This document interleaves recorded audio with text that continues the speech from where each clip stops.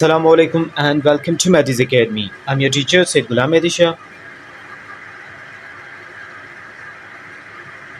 अस्सलामु अलैकुम and welcome to Mehdi's Academy. तो आज जो है हम चैप्टर नंबर 1 यानी कि इंटर की बायो को स्टडी करने जा रहे हैं, जिसमें हमारा चैप्टर नंबर 1 जो है वो है होम्योस्टेसिस। जो सबसे पहले होम्योस्टेसिस देखेंगे, ये हम मैट्रिक में भी कवर करके आ चुके हैं। होम्योस्टेसिस की डेफिनेशन और basics of the homeostasis as well we have covered already, लेकिन यहाँ पे ज़रा सा आपको इंट्रोडक्शन देंगे होम्योस्टेसिस के बारे में कि होम्योस्टेसिस क्या होता है।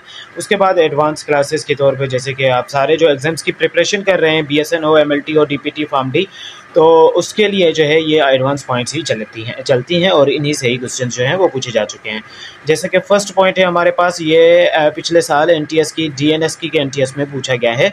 ये क्वेश्चन जो है वो पूछा जा चुका है, ये न्यू सिलेबस में आया था और इस बार भी जो टेस्ट आएगी वो न्यू सिलेबस में से आएगी।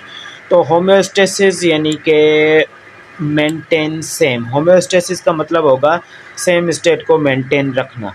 ठीक है, स्टेसिस का मतलब होता है टू मेंटेन, होम्योस्टेसिस यानी कि किसी भी कंडीशन को मेंटेन रखना।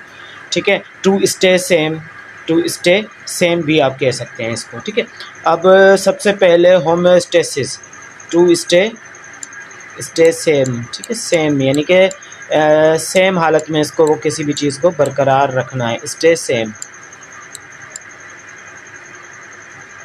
ओके बेटा, अब देखें यहाँ पे ट्रम, जो सबसे पहले हम बात करेंगे ट्रम की। तो ट्रम जो है, ट्रम होम्योस्टेसिस की अगर हम बात करें तो term homeostasis was introduced by, अब यह क्वेश्चन पूछा जा चुका है, वाल्टर बुकैनन। अब वाल्टर बुकैनन क्या है, इन्होंने जो है ट्रम होम्योस्टेसिस दिया था। कब दिया था, इनका पीरियड ये है, इस टाइम के दौरान इन्होंने इसकी जो है ये मींस के टोटल डेट यानी कि टाइम पीरियड है कि कितने अरसे तक ये ज़िंदा रहे।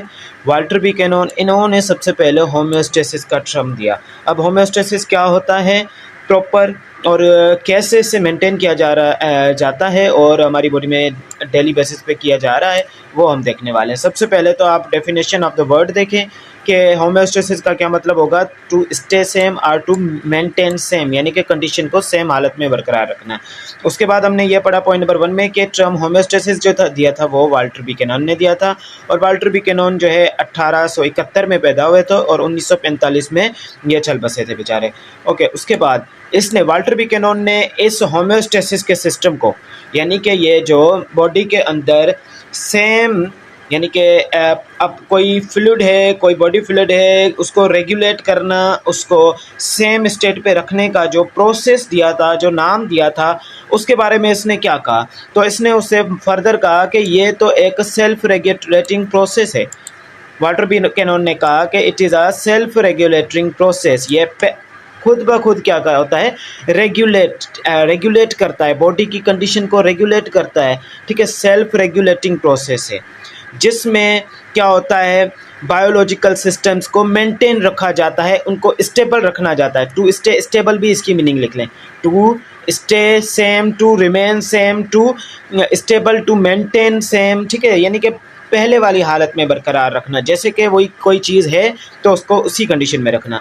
तो इसने कहा कि होम्योस्टेसिस सेल्फ रेगुलेटिंग प्रोसेस है जिसमें से बायोलॉजिकल सिस्टम्स जो हैं, बायोलॉजिकल प्रोसेस जो है वो मेंटेन रखे जाते हैं, स्टेबिलिटी, उनकी स्टेबिलिटी मेंटेन रखी जाती है।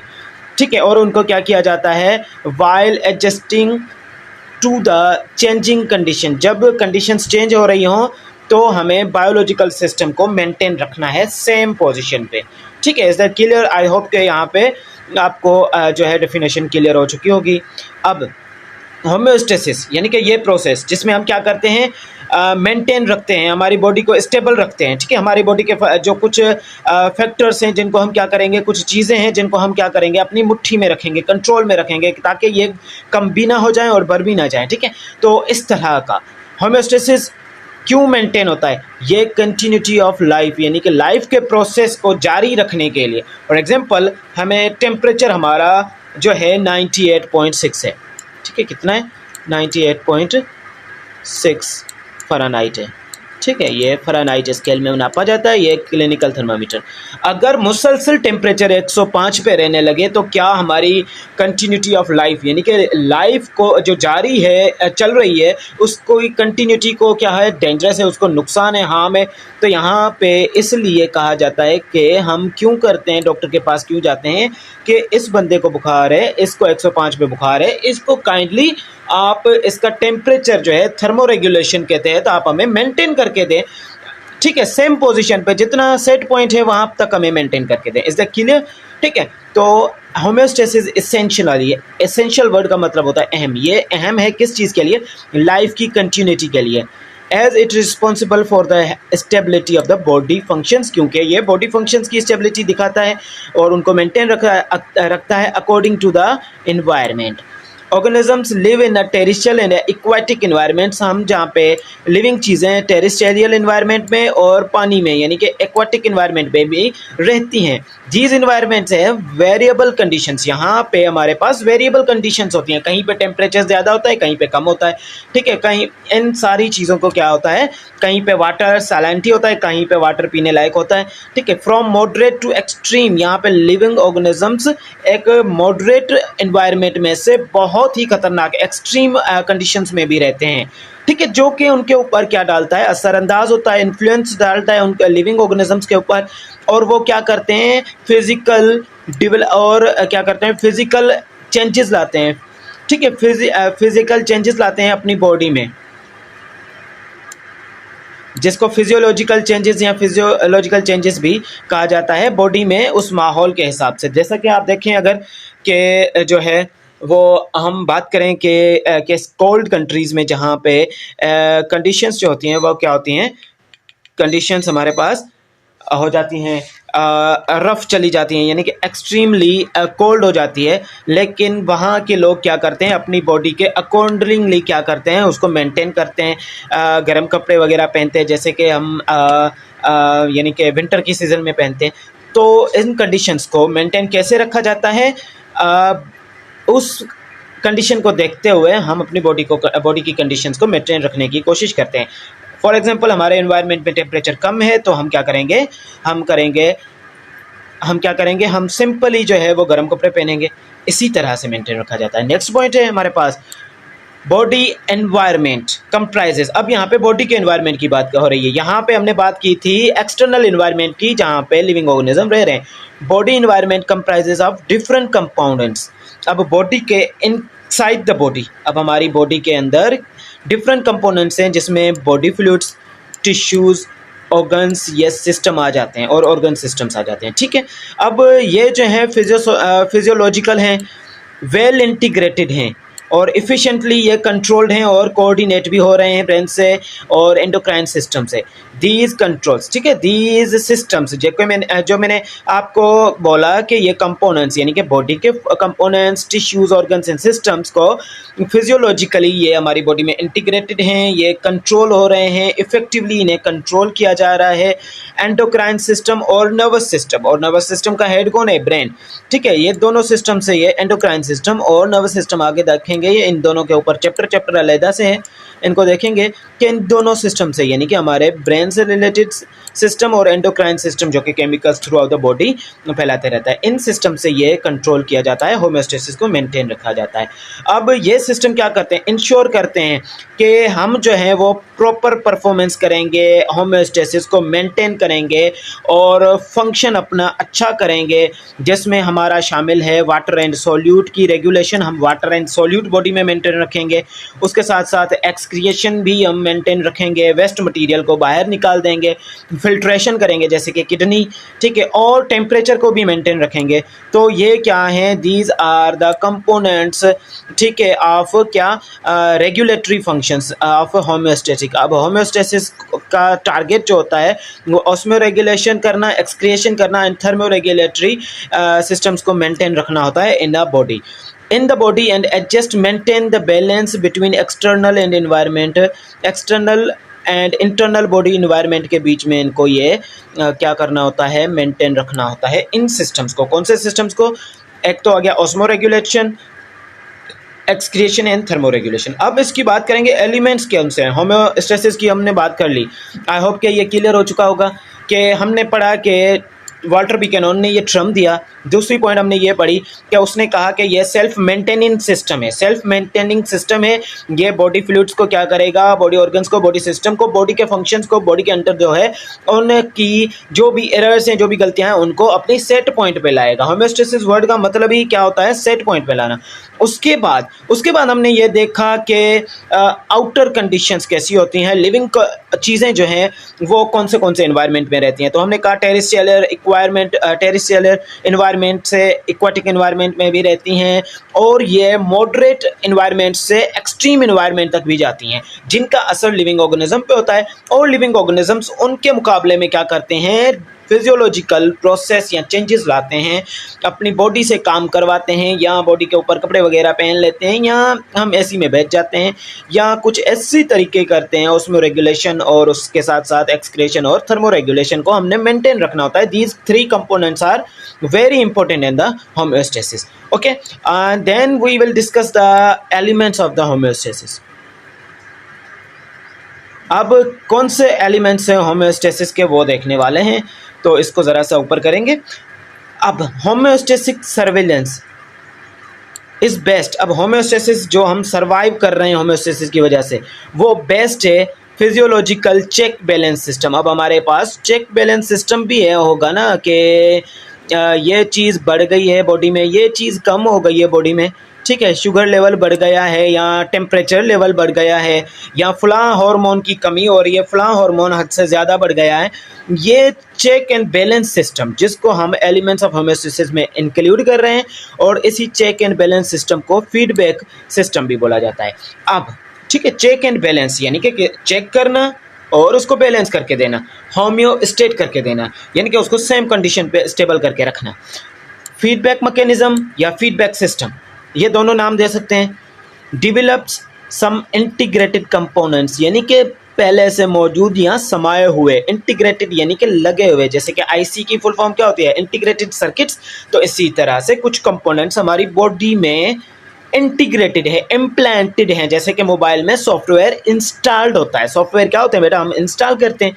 तो इंटीग्रेटेड कंपोनेंट्स, अब वो हैं रिसेप्टर्स। अब ये हमारे रिसेप्टर्स हमारी बॉडी में हैं, जो कि किसी भी एक्सटर्नल चेंज को इन्वायरमेंट में हमारी बॉडी के ऊपर अगर कोई चीज़ आ जाती है, ठीक है, कोई वर्म वगैरह या कोई इंसेक्ट आके बैठता है, तो वो भी कौन डिटेक्ट करता है। अगर वो हमें जो है बाइट कर ले, हमें जो है किसी तरह का नुकसान देने लगे, तो हम क्या करते हैं, उसे फ़ौरन भगाने की कोशिश करते हैं। तो ये वो जो बैठा, हमें नुकसान देने की कोशिश की इंसेक्ट ने, और हमें उसने भगा दिया। तो ये सारा सिस्टम कौन बता रहा है कि बेटा, ब्रेन को, हाथ को कौन बता रहा है कि आपकी बॉडी के फलां पार्ट पे ये चीज़ बैठी हुई है। तो रिसेप्टर्स एक्शन को रिसीव करते हैं, हमारी बॉडी में रिसेप्टर्स मौजूद होते हैं। और उसके बाद कंट्रोल सिस्टम, जैसा कि मैंने कहा कि ये बॉडी पे ये बॉडी पार्ट है आपका, आर्म है समझे, यहाँ पे कोई चीज़ आके बैठ गई, ये आपको बाइट करने लगी है, तो हम फ़ौरन क्या करेंगे, हमारे ब्रेन के पास सिग्नल जाएगा, रिसेप्टर्स, ठीक है, तो हम ब्रेन अपने हाथ को कमांड देगा कि इसे जल्दी से हटाओ, इट कैन हार्म यू, ये आपको नुकसान दे सकता है। और इफेक्टर्स, अब ये हाथ के मसल्स को या हाथ को जिसने, जो ब्रेन ने कमांड दिया, इसको बोलेंगे इफेक्टर्स। ये क्या, इन्होंने क्या किया, इन्होंने जाके आर्म में से, यानी कि हमारी बाजू में से क्या किया, उस इंसेक्ट को भगा दिया, ठीक है। तो ये क्या है, फीडबैक मैकेनिज्म है, ठीक है। Receptors are the sensory organs, ये सेंसरी ऑर्गन्स होते हैं, ये किसी भी स्टिमुलाई को, किसी भी कमांड को सेंस करते हैं। That are neurologically connected to the nerve system, ये नर्व सिस्टम से कनेक्टेड होते हैं। डिटेक्ट एनी एक्सटर्नल, ये डिटेक्ट करेंगे एक्सटर्नल, ये जो मैंने अभी आपको एग्जांपल दिया वो एक्सटर्नल क्या है, स्टिमुलाई है। External and internal environment change, external और इंटरनल एनवायरनमेंट चेंज को क्या बोला जाएगा, स्टिमुलस बोला जाएगा, ठीक है। क्या बोला जाएगा, स्टिमुलस बोला जाएगा। तो ये डिटेक्ट करेंगे, स्टिमुलस को किसको देंगे, CNS को, सेंट्रल नर्व सिस्टम को पैगाम देंगे, सेंट्रल नर्व सिस्टम इफेक्टर्स को पैगाम देगा, और हमारा काम जो है वो हो जाएगा। They send the message to the central nerve system. Central nerve system act control centre. अब ब्रेन क्या करता है, कंट्रोल सेंटर का काम करता है। Respond by connected to the effector organs, और ये रिस्पॉन्ड करता है किस तरह से, क्योंकि ये कनेक्टेड होता है, जैसा कि मैंने अभी आपको बताया कि बाजू पे कोई इंसेक्ट वगैरह बैठ गया है, और हमने क्या किया, जैसे ही सेंस रिसेप्टर्स ने, सेंस ऑर्गन्स ने फील किया, तो हमारे हाथ ने उसे भगाने की कोशिश की, तो ब्रेन के पास सिग्नल गए, ब्रेन ने क्या किया, हाथ को सिग्नल्स भेजे कि बेटा जब आपके फलां बाजू पे जो है ये इंसेक्ट बैठा हुआ है इसे भगा दो। तो ये कैसे करेगा, concern with the effectors organ to bring back the normal state of the body. ठीक है, इज दैट क्लियर? ये तो सिर्फ मैंने एग्जांपल दिया है, आगे जाके हम बायोलॉजिकली समझेंगे बेटा, बायोलॉजिकली समझेंगे, ये तो आपको समझाने के लिए मैंने ये बाजू वगैरह का एग्जांपल दिया है। ठीक है, आगे जाके हम ये समझेंगे कि किस तरह से bring back to the normal state. ठीक है, ये भी एक एग्जांपल है जो कि मैंने अभी आपको इंसेक्ट का दिया है, ये भी बायोलॉजी से रिलेटेड है, लेकिन बायोलॉजी से रिलेटेड आगे भी हम जो है वो एग्जांपल्स पढ़ने वाले हैं। अब फीडबैक मैकेनिज्म या फीडबैक सिस्टम किस तरह से होता है, ये दो तरह से होता है। ठीक है बेटा, एक को पॉजिटिव बोला जाता है। अब पॉजिटिव जो होता है वो क्या करता है, ये इसका ताल्लुक होता है विद द इंक्रीज, या तो ये इंक्रीज कर देगा या इनिशिएट कर देगा, चेंज को स्टार्ट कर देगा। Output for the biological process, biological process के रिलेटेड ये क्या करेगा, कोई बायोलॉजिकल प्रोसेस कोई प्रॉब्लम हुई तो इसे क्या करेगा, ये या तो उसे बढ़ा देगा या इनिशिएट करवा देगा। ठीक है, पॉजिटिव फीडबैक में क्या होगा, या तो ये इंक्रीज करवा देगा, किस तरह से वो देखते हैं। इफ बॉडी इज इंजर्ड, अगर कहीं पे इंजरी लगी है बॉडी को, और bleeds, positive feedback begins by action of platelets. ठीक है, अब कहीं पे चोट लगी, ब्लीडिंग हो रही है, तो पॉजिटिव फीडबैक मैकेनिज्म क्या करेगा, वो प्लेटलेट्स, अब आपको पता था चलूँ कि जो भी हमें इंजेक्शन लगती है तो हम हाथ देते हैं और कुछ देर बाद 30 सेकंड बाद या 1 मिनट बाद हम उस हाथ को हटा देते हैं, तो देखते हैं वहाँ से कोई खून वगैरह नहीं निकल रहा होता, तो वहाँ पे प्लेटलेट्स आ जाते हैं। इसी तरह से सेम अगर कहीं चोट लगी है तो वहाँ पे ब्लीडिंग होगी, जाहिर सी बात है, वाउंड से, जख्म से ब्लीडिंग होगी तो वहाँ पे हमने कॉटन, डॉक्टर कॉटन लगा देते हैं, लेकिन हम अपना हाथ रखते हैं तो वहाँ पे क्या हो जाता है, प्लेटलेट्स जमा हो जाते हैं, प्लेटलेट्स क्या करेंगे, जमा हो जाएंगे।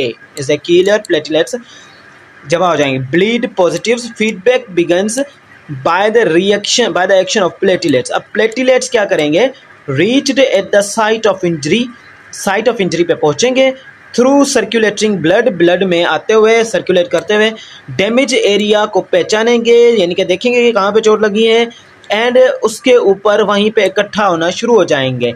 ठीक है, to stop the loss of blood and patch up their tear in the wall. ठीक है, अब लॉस ऑफ ब्लड को स्टॉप करेंगे, तो ये क्या है, एक प्रॉब्लम हुई, इन्होंने क्या किया, इंक्रीज और इनिशिएट, यहाँ तो रिएक्शन को स्टार्ट करवा दिया, या तो वहीं पे किसी क्वांटिटी को बढ़ा देंगे और ज़्यादा बढ़ा देंगे। Is that clear? तो यहाँ पे इन्होंने इनिशिएट द चेंज, जख्म लगा उसके ऊपर आ गए और क्या किया, उसको स्टॉप कर दिया। ठीक है, इंक्रीज कर रहे हैं, इनिशिएट कर रहे हैं चेंज को। ठीक है, तो eventually blood clot is formed, blood clot क्या बन जाएगी, वहाँ पे ज़्यादा प्लेटलेट्स आ जाएंगे वहाँ पे उस एरिया पे, तो वो क्या हो जाएगा, पेचअप। अब यहाँ पे एक बाजू का है या कोई एरिया समझे, यहाँ से चोट लगी है तो सारे प्लेटलेट्स यहाँ आके जमा हो जाएंगे और एक दीवार बना देंगे ताकि जख्म में से ब्लडिंग ना हो। तो इवेंचुअली लास्ट में क्या होगा, लास्ट में यहाँ पे हमारे पास क्लॉट बन जाएगा। ठीक है, क्या बन जाएगा, एक क्लॉट बन जाएगा। The loss of blood is kept to minimum. अब यहाँ पे लॉस ऑफ ब्लड कम हमें मिलेगा, कम देखने को मिलेगा। एंड पॉजिटिव फीडबैक एंड्स, और पॉजिटिव फीडबैक क्या हो जाएगा, खत्म हो जाएगा। ठीक है, positive feedback does not maintain stable, ये मेंटेन नहीं कर रहा होम्योस्टेसिस कंडीशन को, लेकिन it intensify the change that happening to the body, लेकिन ये इंक्रीज कर रहा है, उस चेंज को इंटेंसिफाई कर रहा है, बढ़ा रहा है। ठीक है, जो कि बॉडी के साथ हो रहा है। ठीक है, नेगेटिव फीडबैक का मतलब क्या होता है, ये सप्रेस कर देगा। ठीक है, सप्रेस कर देगा नॉर्मल फिजियोलॉजिकल एक्टिविटी को, और to bring back normal state when it is cold out, यानी कि कोल्ड आउट, जहाँ अब बाहर क्या होता है, सर्दी है, बॉडी टेम्परेचर डिक्रीज, तो बॉडी टेम्परेचर क्या होता है, डिक्रीज होता है। द सेट पॉइंट रेंज, ठीक है, सेट पॉइंट रेंज, तो ये नेगेटिव फीडबैक है। जब कोई चीज़ बढ़ रही है तो ये क्या हो जाएगी, नेगेटिव। व्हेन कोल्ड इज, यानी कि when it is cold out and body temperature decrease below the set point, यानी कि अब हमारे बॉडी का टेम्परेचर क्या होता है, सेट पॉइंट है 98.6 फ़ारेनहाइट। ठीक है बेटा, अब जैसे ही हम ठंड में बाहर निकलते हैं तो हमें सर्दी लगती है, हमने कोई गर्म कपड़ा वगैरह नहीं लिया हुआ, जैकेट वगैरह नहीं पहना हुआ, तो हम बहुत ही हमें ठंड लगती है और शिवरिंग होती है। या तो हम एक्सरसाइज करना स्टार्ट कर दें या कोई कपड़े वगैरह गर्म ओढ़ लें, तो हम बॉडी को वापस उस कंडीशन में ला सकते हैं। तो ऐसा कोई चेंज जो कोई एक चीज़ बढ़ रही हुई हो दूसरी नीचे गिर जाए, तो इसको नेगेटिव फीडबैक सिस्टम है। सेट पॉइंट, अब सेट पॉइंट की बात करें तो सेट पॉइंट फिजिकल वैल्यू होती है। फिजिकल वैल्यू जैसा कि ये मैंने आपको बताया, this is the set point of our body temperature. ये हमारे बॉडी टेम्परेचर की सेट पॉइंट है, यानी कि 98.6 फ़ारेनहाइट। ये सारे बंदों में सेम ही होगी। और जैसे कि बीपी के है तो 101 ठीक है, 120 और 80 और 120 क्या होते हैं, 80 और 120 ये माने जाते हैं normal range for the blood pressure. MMHg यानी कि ये ब्लड प्रेशर का नॉर्मल रेंज है। और इसी तरह से शुगर का नॉर्मल रेंज भी आई थिंक 120 डेसीमीटर क्यूब है, ठीक है, 120 डेसीमीटर क्यूब है। और ये सेट पॉइंट्स हैं, ये इतनी होनी चाहिए। जैसे कि डॉक्टर कहते हैं कम से कम भी आप में भी 9 पिंट्स होने चाहिए ब्लड के। 9 पिंट्स अगर नहीं है तो आप जो है एनीमिया का शिकार हो सकते हैं या आपको प्रॉब्लम जो है फेस करने को मिल सकती है। At set point physiological value around which the normal range fluctuates. अब नॉर्मल रेंज इसी के बीच में ही फ्लक्चुएट होती है, यानी कि बीपी कम होता रहता है और बढ़ता रहता है। तो इस सेट पॉइंट के इर्द गिर्द ही कम होगा और बढ़ेगा। कभी देखेंगे 120 और 180 160 हो जाएगा, ठीक है, कभी गिर जाएगा, लेकिन रेंज इसी में ही होगा। हमें फिर से डॉक्टर के पास जाएंगे, हमने कहा कि हमने बीपी मेरा गिर रहा है, तो वो भी क्या करेगा, बीपी गिरने का इलाज करेगा। बीपी हमारा बढ़ रहा है, ब्लड प्रेशर बढ़ रहा है, तो वो इलाज करेगा ताकि ब्लड प्रेशर मेंटेन रह सके। तो इस कंडीशन को मेंटेन रखने को ही क्या किया जाता है, homeostasis. Normal range is restricted to a set values. अब नॉर्मल रेंज रिस्ट्रिक्टेड होती है, जैसे कि टेम्परेचर की नॉर्मल रेंज यहाँ पे रिस्ट्रिक्टेड है। Optimally healthful and stable. Negative feedback loop will cause the body shiver. जैसा कि मैंने आपको बताया कि बॉडी शिवर करेगी, प्रोड्यूस हीट, और हम बॉडी में हीट प्रोड्यूस होगी और बॉडी टेम्परेचर रिटर्न हो जाएगा सेट पॉइंट पे। Is that clear? अब हम जो है ज़रा सा डिस्कस कर चुके हैं, हम ऑस्मो रेगुलेशन को भी डिस्कस कर रहे हैं यहाँ पे। ऑस्मो रेगुलेशन क्या होती है? Osmo regulation must need appropriate amount of water, यानी कि एप्रोप्रिएट मुनासिब पानी का मिकदार एंड मुनासिब मिकदार मिनरल्स का बॉडी में, जो कि हम वाइटल फंक्शंस बॉडी में परफॉर्म कर सकें, उसके लिए वाटर एंड साल्ट मिनरल्स को हम साल्ट्स भी बोल सकते हैं। वाटर एंड मिनरल कॉन्सेंट्रेशन जो हो हमारी बॉडी में मेंटेन रहे। तो इसी तरह से हम सबसे पहले देखेंगे कि ऑस्मो रेगुलेटरी प्रॉब्लम्स क्या होती हैं जो कि ऑस्मो रेगुलेशन में आ सकती हैं। सबसे पहले फ्रेश वाटर वालों को देख लेते हैं, जो एनिमल्स फ्रेश वाटर में रहते हैं, ठीक है। फ्रेश वाटर एनिमल्स में यानी कि वो जो फ्रेश वाटर में रहते हैं उनको क्या प्रॉब्लम फेस करनी पड़ सकती हैं। तो have an external hypotonic environment, इनके पास क्या होता है, एक्सटर्नल इन्वायरमेंट हाइपोटोनिक होता है। While they retain salt in their body they have hypertonic internal body. अब इनके पास हाइपरटोनिक इंटरनल यानी कि अपनी खुद की बॉडी में हाइपरटोनिक कंडीशन होती है और इनका इन्वायरमेंट क्या होता है, हाइपोटोनिक होता है, ठीक है। यानी कि साल्ट कॉन्सेंट्रेशन क्या हो जाती है, कम है, लेकिन इनकी बॉडी में क्या होता है, ज़्यादा होता है। इंटरनल बॉडी इन्वायरमेंट में ज़्यादा होता है साल्ट कॉन्सेंट्रेशन।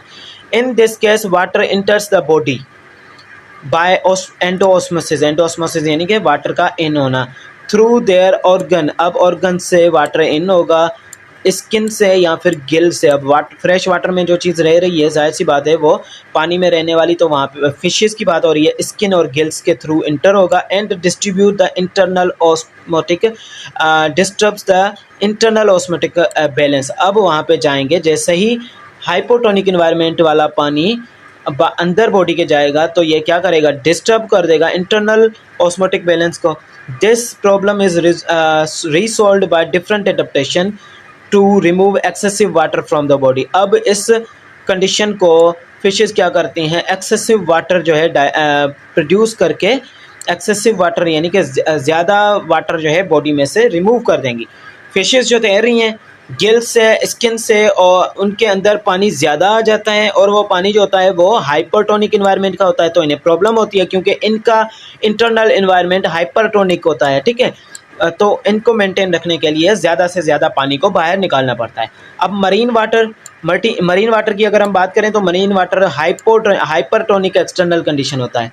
वहाँ पे हाइपो था, यहाँ पे हाइपरटोनिक, ठीक है, यानी कि ज़्यादा मिनरल्स, ज़्यादा साल्ट्स बाहर से आते हैं बॉडी में।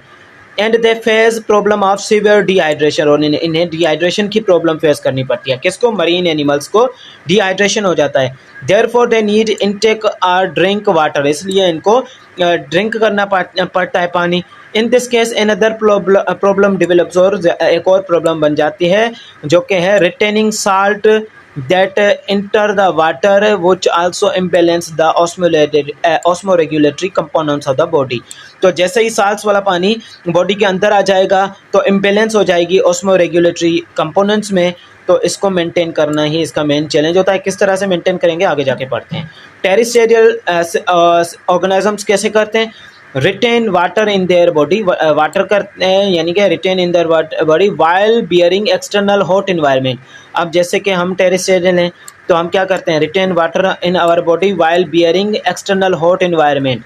हमारा इन्वायरमेंट जो एक्सटर्नल होता है वो हॉट होता है। They perspire and not only dehydrate, हमारा जो है हम डिहाइड्रेट भी होते हैं but also lose essential salt, और डिहाइड्रेशन की वजह से एसेंशियल साल्ट भी हमारे चले जाते हैं बॉडी में से, जो कि ऑस्मेटिक बैलेंस को डिस्टर्ब करते हैं। इसीलिए हमें डॉक्टर जो है वो ORS क्या करते हैं? गर्मी के मौसम में ज़्यादा सजेस्ट करते हैं। और ORS की फुल फॉर्म होती है ओरल रिहाइड्रेटेड साल्ट्स। बेटा अब पता चला कि ORS क्यों हमें पीना पड़ता है। डॉक्टर जो हमें सजेस्ट करता है कि एक जग में इतने ग्लास जो है लिया करें, ऐसे किया करें, ठीक है। तो we are terrestrial living organisms, तो हमें क्या है जो है ऑस्मोटिक बैलेंस भी मेंटेन करना होता है। क्यों? क्योंकि हम भी जो है वो डिहाइड्रेशन का शिकार हो जाते हैं। डिहाइड्रेशन का शिकार हो जाते हैं तो हमारे ऑफकोर्स ही बात है साल्ट्स हमारी बॉडी में से मिनरल्स जो हैं पसीने में निकल जाते हैं। So that's why doctor suggest us the ORS। Is a clear? Osmoregulatory regulation in fresh water habitat, तो अब फ्रेश वाटर हैबिटेट में ऑस्मोरेगुलेशन कैसे होगी वो जो है हम नेक्स्ट जो है वीडियो में पढ़ेंगे।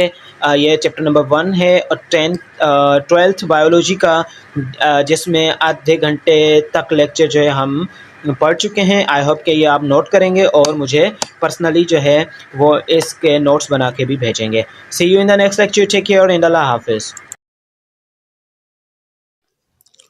अस्सलामुअलैकुम and welcome to the Mehdi's academy. तो होम्योस्टेसिस के चैप्टर में वेलकम करूंगा आपको इसके पार्ट 2 में, यानी कि होम्योस्टेसिस चैप्टर पार्ट 2, जो कि हम आज स्टार्ट करेंगे एक्सक्रिएशन से। इसकी डेफिनेशन देखेंगे और एक्सक्रीटरी प्रोडक्ट्स देखेंगे, और उसके अलावा काफ़ी सारे और टॉपिक्स भी हैं इस चैप्टर में। आज जो है पार्ट 2 है और इसको आज कंप्लीट जो है डिटेल में स्टडी करेंगे। तो सबसे पहले एक्सक्रिएशन को देखते हैं। एक्सक्रिएशन की पॉइंट नंबर 1 देखेंगे डेफिनेशन के हिसाब से ये क्या होता है। तो एक्सक्रिएशन इज़ अ प्रोसेस, ये एक ऐसा अमल होता है जो कि है removal of metabolic waste. Metabolic waste यानी कि हमारी बॉडी में जो भी कैटाबॉलिज्म एंड एनाबॉलिज्म जो रिएक्शंस होते हैं उनके नतीजे में जो वेस्ट बनता है, तो उस वेस्ट को रिमूव करने के प्रोसेस को हम एक्सक्रिएशन बोलेंगे। Excretion is the process of removal of metabolic waste. ठीक है, मेटाबॉलिक वेस्ट मैंने आपको बताया कौन से होते हैं। हमारी बॉडी में डिफरेंट केमिकल रिएक्शंस होते हैं, जो हम खाना खाते हैं वगैरह, वो टूट भी रहा होता है हमारी बॉडी में और मिलके कोई स्ट्रक्चर भी बना रहा होता है।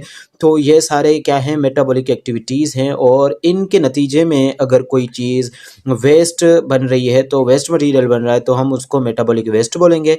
और मेटाबॉलिक वेस्ट के रिमूवल को, यानी कि बॉडी में से किसी तरह से स्किन के थ्रू, एनस के थ्रू एंड जो है यूरिन के थ्रू अगर हम उसे अपनी बॉडी में से एक्सक्रीट आउट कर रहे हैं, एक्सक्रिएशन उस अमल को कहा जाएगा। ठीक है, एक्सक्रीट कर रहे हैं यानी कि बाहर निकाल रहे हैं, एक्सपेल आउट कर रहे हैं। Is that clear? तो excretion is the process of removal of metabolic waste produced during biochemical reactions. वो कब प्रोड्यूस होता है? Biochemical reactions. जैसा कि मैंने अभी आपको बताया कि हमारी बॉडी में रिएक्शंस होते हैं जिनको बायोकेमिकल रिएक्शंस कहा जाता है। तो एक्सक्रिएशन की डेफिनेशन के अब इस पॉइंट के हिसाब से क्या होगी कि बायोकेमिकल रिएक्शंस के नतीजे में मेटाबॉलिक वेस्ट जो पैदा होते हैं उनके रिमूवल को हम एक्सक्रिएशन बोलते हैं। उसके बाद नेक्स्ट जो प्रोसेस है, नेक्स्ट पॉइंट है sorry, it is an important homeostatic activity. ये होम्योस्टेटिक, अब होम्योस्टेटिक एक्टिविटी का मतलब यानी कि ये क्या है, एक ऐसा अमल है जिससे होम्योस्टेटिक मेंटेन रखा जाता है। अब होम्योस्टेटिक का मतलब होता है टू स्टे सेम, जो कि प्रीवियस मैंने लेक्चर में आपको कंप्लीटली समझा दिया था कि होम्योस्टेटिक का मतलब क्या होता है, होम्योस्टेसिस का मतलब क्या होगा, और होम्योस्टेटिक एक्टिविटी, ठीक है, ये क्या है, इंपॉर्टेंट होम्योस्टेटिक एक्टिविटी है। और as in broader sense it involves controlling, इसमें क्या आ जाता है, कंट्रोलिंग ऑस्मेटिक प्रेशर, इसमें ऑस्मेटिक प्रेशर नंबर 1 पे कंट्रोल होता है। The balance between inorganic ions and water के बीच में और इनऑर्गेनिक आयंस के बीच में बैलेंसिंग होती है, और एसिड एंड बेस को जो है बैलेंस किया जाता है। तो 3 तरह की चीज़ें यहाँ पे हैं। एक नंबर पे फिर से मैं आपको यहाँ पे इसको हटा के इरेज करके मैं आपको वापस से ये बताऊंगा कि ये किस तरह से हम कहते हैं कि ये इंपॉर्टेंट एक्टिविटी है, यानी कि एक्सक्रिएशन किस तरह से, किस सेंस में हम कह सकते हैं कि ये इंपॉर्टेंट एक्टिविटी है। तो सबसे पहले इसमें आता है कंट्रोलिंग ऑफ ऑस्मेटिक प्रेशर, दूसरे नंबर पे balance between inorganic ions and water, और maintaining of acid and base balance in the body, या फिर आप द बॉडी भी कह सकते हैं, ठीक है। उसके बाद है हाउ द वेस्ट इंक्लूड, अब उस वेस्ट में हमारे पास क्या आ जाती हैं, हम जो है काफ़ी सारे कंपाउंड्स आ जाते हैं जो कि हम डिस्कस करेंगे। कार्बन डाइऑक्साइड जो है वो भी हम एज अ वेस्ट मटेरियल जो है सांस लेते हैं तो कार्बन डाइऑक्साइड एक्सपेल आउट करते हैं हमारी बॉडी में से, और उसके साथ साथ जो है ऑक्सीजन इन करते हैं, ठीक है। तो ये भी हमारा वेस्ट हो जाता है, वेस्ट में आ जाता है। नाइट्रोजनस वेस्ट जिसमें अमोनिया आ जाता है। 2 तरह के वेस्ट हैं, एक तो इसको हम छोड़ेंगे कार्बन डाइऑक्साइड को, हम नाइट्रोजनस वेस्ट को मोस्टली जो है आज स्टडी करेंगे एक्सक्रिएशन के इस पार्ट में, जो कि इम्पोर्टेंट, जो कि हम बॉर्डर सेंस भी मानेंगे एक्सक्रिएशन के इस अमल में। तो हम जो है आज स्टडी करेंगे ओनली नाइट्रोजनस वेस्ट को। नाइट्रोजनस वेस्ट में आ जाता है हमारे पास ammonia, urea and uric acid आ जाते हैं, ठीक है। तो आज लिखा भी हुआ है यहाँ पे इन रिस्ट्रिक्टेड सेंस, यानी कि हम जो है यहाँ पे से अपने आप को क्या करेंगे, रोकेंगे। रिस्ट्रिक्टेड सेंस में क्या करेंगे कि सिर्फ हम ओनली स्टडी करेंगे किस चीज़ को हम डिस्कस करेंगे, removal of nitrogenous waste only, ठीक है। तो एक्सक्रिएशन के सेंस में हम क्या ओनली नाइट्रोजनस वेस्ट को रिमूव करना पड़ रहे हैं। हमने कहा कि काफ़ी सारे जैसे कि कंपाउंड्स हैं जो कि हमारी बॉडी में से एक्सपेल आउट होते हैं, ठीक है। तो लेकिन हम जो है जैसे कि यहाँ पे एग्जांपल भी दिया गया, वैरायटी ऑफ कंपाउंड्स जो हैं वो एक्सपेल आउट किए जाते हैं, जैसे कि कार्बन डाइऑक्साइड भी है और नाइट्रोजनस वेस्ट भी है। लेकिन हम यहाँ पे डील कर रहे हैं होम्योस्टेसिस के इस चैप्टर में only for the nitrogenous waste. तो नाइट्रोजनस वेस्ट कौन से होते हैं, अमोनिया, यूरिया, यूरिक एसिड, ये सारे क्या हैं, इस कैटेगरी में आ जाते हैं, नाइट्रोजनस वेस्ट की कैटेगरी में। तो नाइट्रोजनस वेस्ट की कैटेगरी में आज जो है हम इसे मजीद देखने वाले हैं। आई होप के एक्सक्रिएशन की डेफिनेशन एंड इसे क्यों और किस चीज़ के लिए ये क्यों हम इसे इम्पोर्टेंट एक्टिविटी कहते हैं होम्योस्टेटिक एक्टिविटी में, और उसके बाद कौन से प्रोडक्ट्स जो हैं वो, कौन से कंपाउंड्स जो हैं, जैसे कि हमने कहा कि वैरायटी ऑफ कंपाउंड्स हैं, तो कौन से कंपाउंड्स जो हैं वो नाइट्रोजनस वेस्ट होंगे, वो भी हमने नाम जाने। आप जो है देखेंगे excretory product in relation to habitat, habitat के हिसाब से, यानी कि वहाँ पे जहाँ पे लिविंग ऑर्गेनिज्म रह रहे हैं उस हिसाब से जो है एक्सक्रिएटरी प्रोडक्ट्स कौन से हैं। तो एनिमल्स जो हैं different type of nitrogenous waste produce करते हैं, ठीक है। नाइट्रोजनस वेस्ट जो है डिफरेंट का टाइप के प्रोड्यूस करते हैं, different excretory waste, nitrogenous excretory waste produce करते हैं, जिनमें मेजर जो है वो अमोनिया आ जाता है, यूरिया आ जाता है, यूरिक एसिड आ जाता है एंड केराटिनाइन आ जाते हैं। ये सारे आप नाम जान लें, नोट कर लें, ये सारे जो हैं मेजर आ जाते हैं।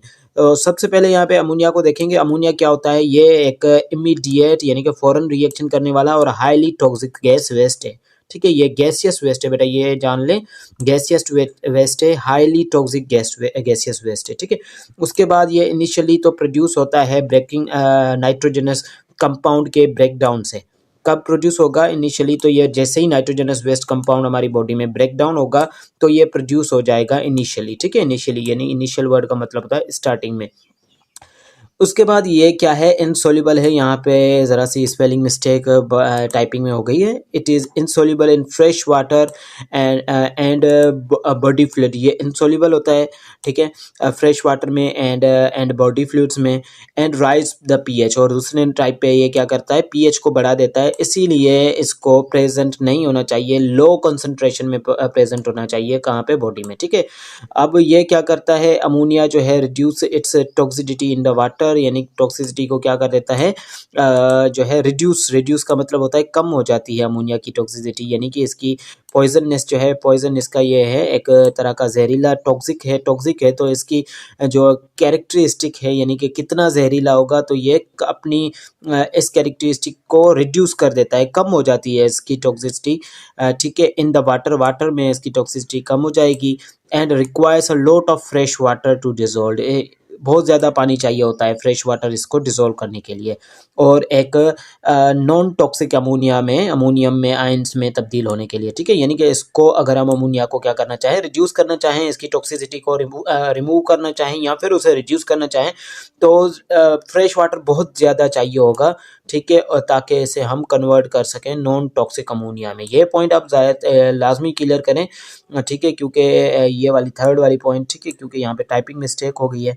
तो ये रिड्यूस कर देगा अपनी टॉक्सिसिटी ज़्यादा वाटर देने से और कन्वर्ट हो जाएगा अमोनियम आयंस में, अमोनियम आयंस ये हैं, इसीलिए प्रोड्यूस्ड इन एक्वाटिक एनिमल्स, इसीलिए ये एक्वाटिक एनिमल्स में प्रोड्यूस होता है गैसियस फॉर्म में। ये अमोनिया जो है नाइट्रोजनस वेस्ट है, और ये किन एनिमल्स में प्रोड्यूस होता है, एक्वाटिक एनिमल्स, यानी कि वो एनिमल्स जो पानी में रहते हैं उन एनिमल्स में ये प्रोड्यूस होगा, गैसियस की फॉर्म में प्रोड्यूस होगा। मोस्टली ये डिफ्यूज़ आउट हो जाता है बॉडी से, मोस्टली उनकी बॉडी से डिफ्यूज़ आउट हो जाता है, जबकि while some amount of also excrete through the urine as urea, लेकिन इसकी कुछ अमाउंट जो होती है वो एक्सक्रीट आउट की जाती है यूरिन की फॉर्म में एज यूरिया, ठीक है, यूरिन की फॉर्म में एज यूरिया, ठीक है। तो अमोनिया के बारे में हमने जाना, और मज़ीद भी इसकी कुछ पॉइंट्स हैं वो कुछ देख लेते हैं। अब इसको अमोनिया को टेरिस्टेरियल एनिमल्स, यानी कि जो लैंड एनिमल्स कह सकते हैं, वो भी क्या करते हैं, उनमें भी प्रोड्यूस होता है, लेकिन उनमें जो है ये नाइट्रोजनस वेस्ट जो है कन्वर्ट हो जाता है दूसरी फॉर्म में, and converted into another nitrogenous product, जो कि यूरिया में कन्वर्ट हो जाता है एंड एक्सक्रीट किया जाता है यूरिन के थ्रू फ्रॉम द बॉडी, ठीक है, फ्रॉम द बॉडी हम इसे यूरिन के थ्रू जो है वो पास आउट कर देते हैं। Chemically it is alkaline, chemically ये क्या होता है, अल्कलाइन होता है, एंड कोरेसिव एंड ये क्या होता है कि 1,00,000 टाइम्स मोर टॉक्सिक होता है यूरिया से, 1,00,000 टाइम क्या होता है, मोर टॉक्सिक होता है यूरिया से।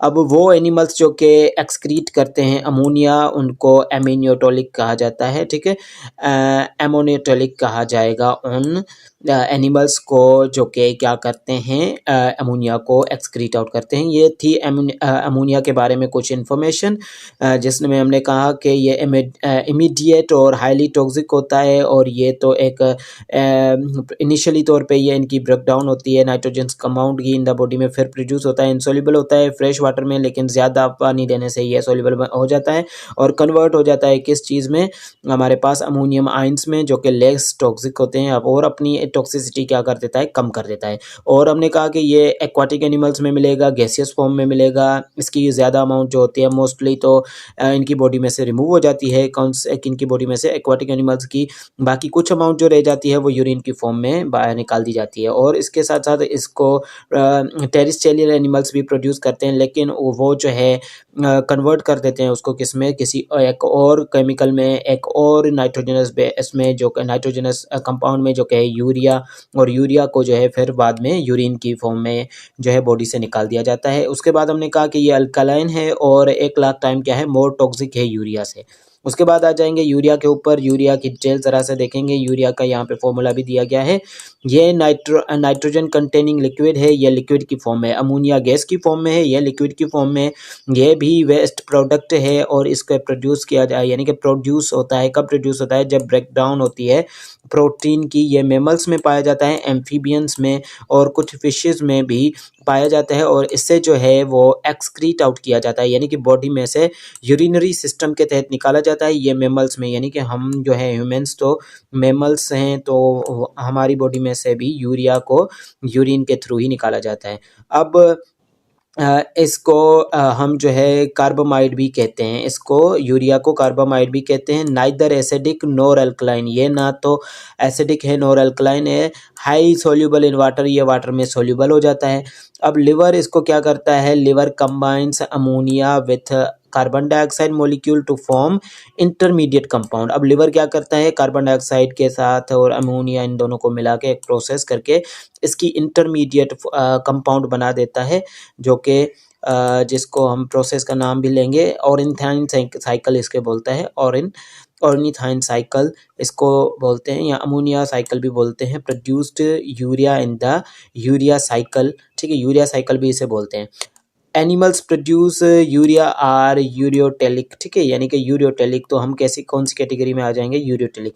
Urea is not only a waste product, ये नॉट ओनली ना सिर्फ ये क्या है, नॉट ओनली का मतलब होता है ना सिर्फ बट आल्सो, ठीक है, ये भी इंग्लिश में यूजेज भी है, इंशाल्लाह अगर टाइम मिला तो आपको समझा भी देंगे। Urea is not only a waste product, ये वेस्ट प्रोडक्ट नहीं है बल्कि उसके साथ साथ in the body but also plays important role in the absorption of important ions, लेकिन ये इंपॉर्टेंट आयंस को, अहम तरीन आयंस होते हैं उनको एब्जॉर्ब करने भी एंड वाटर को भी किडनी में यानी कि एब्जॉर्ब करने में इसका बहुत बड़ा रोल होता है यूरिया का। उसके साथ साथ यूरिक एसिड देखेंगे, तो यूरिक एसिड जो है हमारे पास, यूरिक एसिड एक और नाइट्रोजनस वेस्ट है, कंपाउंड है, ये भी क्या है, टॉक्सिक है, oxidative metabolic product of purines present in the nucleic acid, ठीक है, ये न्यूक्लिक एसिड की फॉर्म में प्यूरिन्स जो होते हैं पिरिमिडाइंस, ठीक है। It is also structurally resemble with purines, ये स्ट्रक्चरली जो है न्यूक्लिक वीक एसिडिक है, ठीक है, लेस सोल्यूबल इन वाटर है, और ये प्यूरिन के साथ क्या करता है, प्यूराइंस के साथ रिजेंबल भी करता है। And then ammonia and urea, ये क्या है, less soluble in water than ammonia and urea, ये क्या है, ये 10,000 टाइम्स लेस टॉक्सिक है अमोनिया से, ठीक है, 10,000 टाइम लेस टॉक्सिक है किससे, अमोनिया से।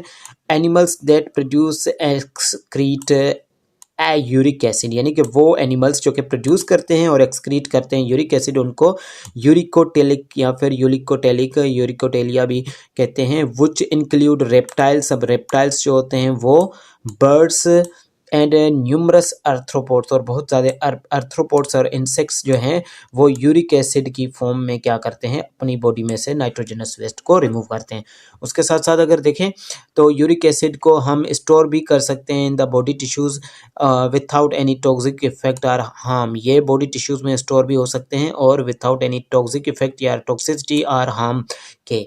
अब एक्सक्रीटरी वेस्ट यूरिक एसिड का जो है वो अपीयर्स थिक पेस्ट, जैसे कि अगर आप वेस्ट मटेरियल ऑफ किसका देखें, बर्ड का देखें, तो ये थिक पेस्ट लाइक होता है, needs less amount of water, इसमें अमाउंट वाटर की यानी कि अमाउंट कम होती है, और animal get the advantage to conserve water, इसी से अब वो एनिमल्स अपनी बॉडी में वाटर का ज़्यादा लॉस होने नहीं देते, क्योंकि ये क्या होता है, पेस्ट लाइक होता है, मीन्स के ये लिक्विड की फॉर्म में नहीं होता। एक तो अमोनिया गैसेस फॉर्म में था, उसके बाद हमने यूरिया पढ़ा जो कि हमने पढ़ा कि ये लिक्विड फॉर्म में है, लेकिन ये वाला जो है ये पेस्ट फॉर्म में है, तो इसमें पानी ज़्यादा क्या होता है, रिजर्व होता है, कंजर्व ज़्यादा नहीं होता, तो ये एडवांटेज होता है। इन ह्यूमन्स 75% यूरिक एसिड जो है excreted by kidney and 25% is excreted by intestine, ठीक है।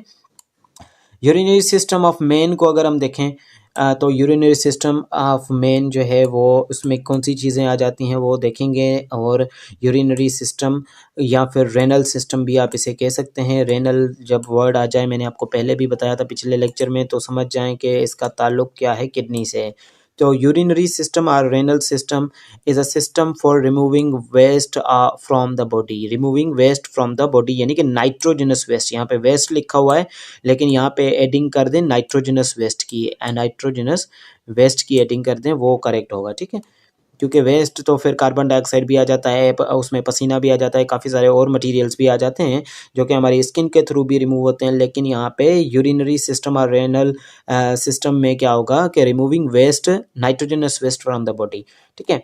और this system not only remove toxins, toxins यानी कि जहरीले मवाद, जहरीली अशिया, ठीक है, but also maintain the body's homeostatic भी जो है वो रेगुलेट करते हैं, उसे मेंटेन करते हैं, और एसिड और बेस को क्या करते हैं, मेंटेन रखते हैं। एसिड और बेस की हमारी जो है रिक्वायरमेंट वो भी पूरी करके उसको कंट्रोल करके रखते हैं, और जिसकी वजह से इलेक्ट्रोलाइसिस जो है वो इम्बैलेंस नहीं होते, इलेक्ट्रोलाइसिस हमारी बॉडी में इम्बैलेंस नहीं होते हैं, और उन मेटाबॉलिक एक्टिविटीज़ जो हैं वो चलती रहती हैं, जैसा कि ब्लड प्रेशर हो गया एंड ब्लड पीएच है, और काफ़ी सारे और प्रोसेसेस भी।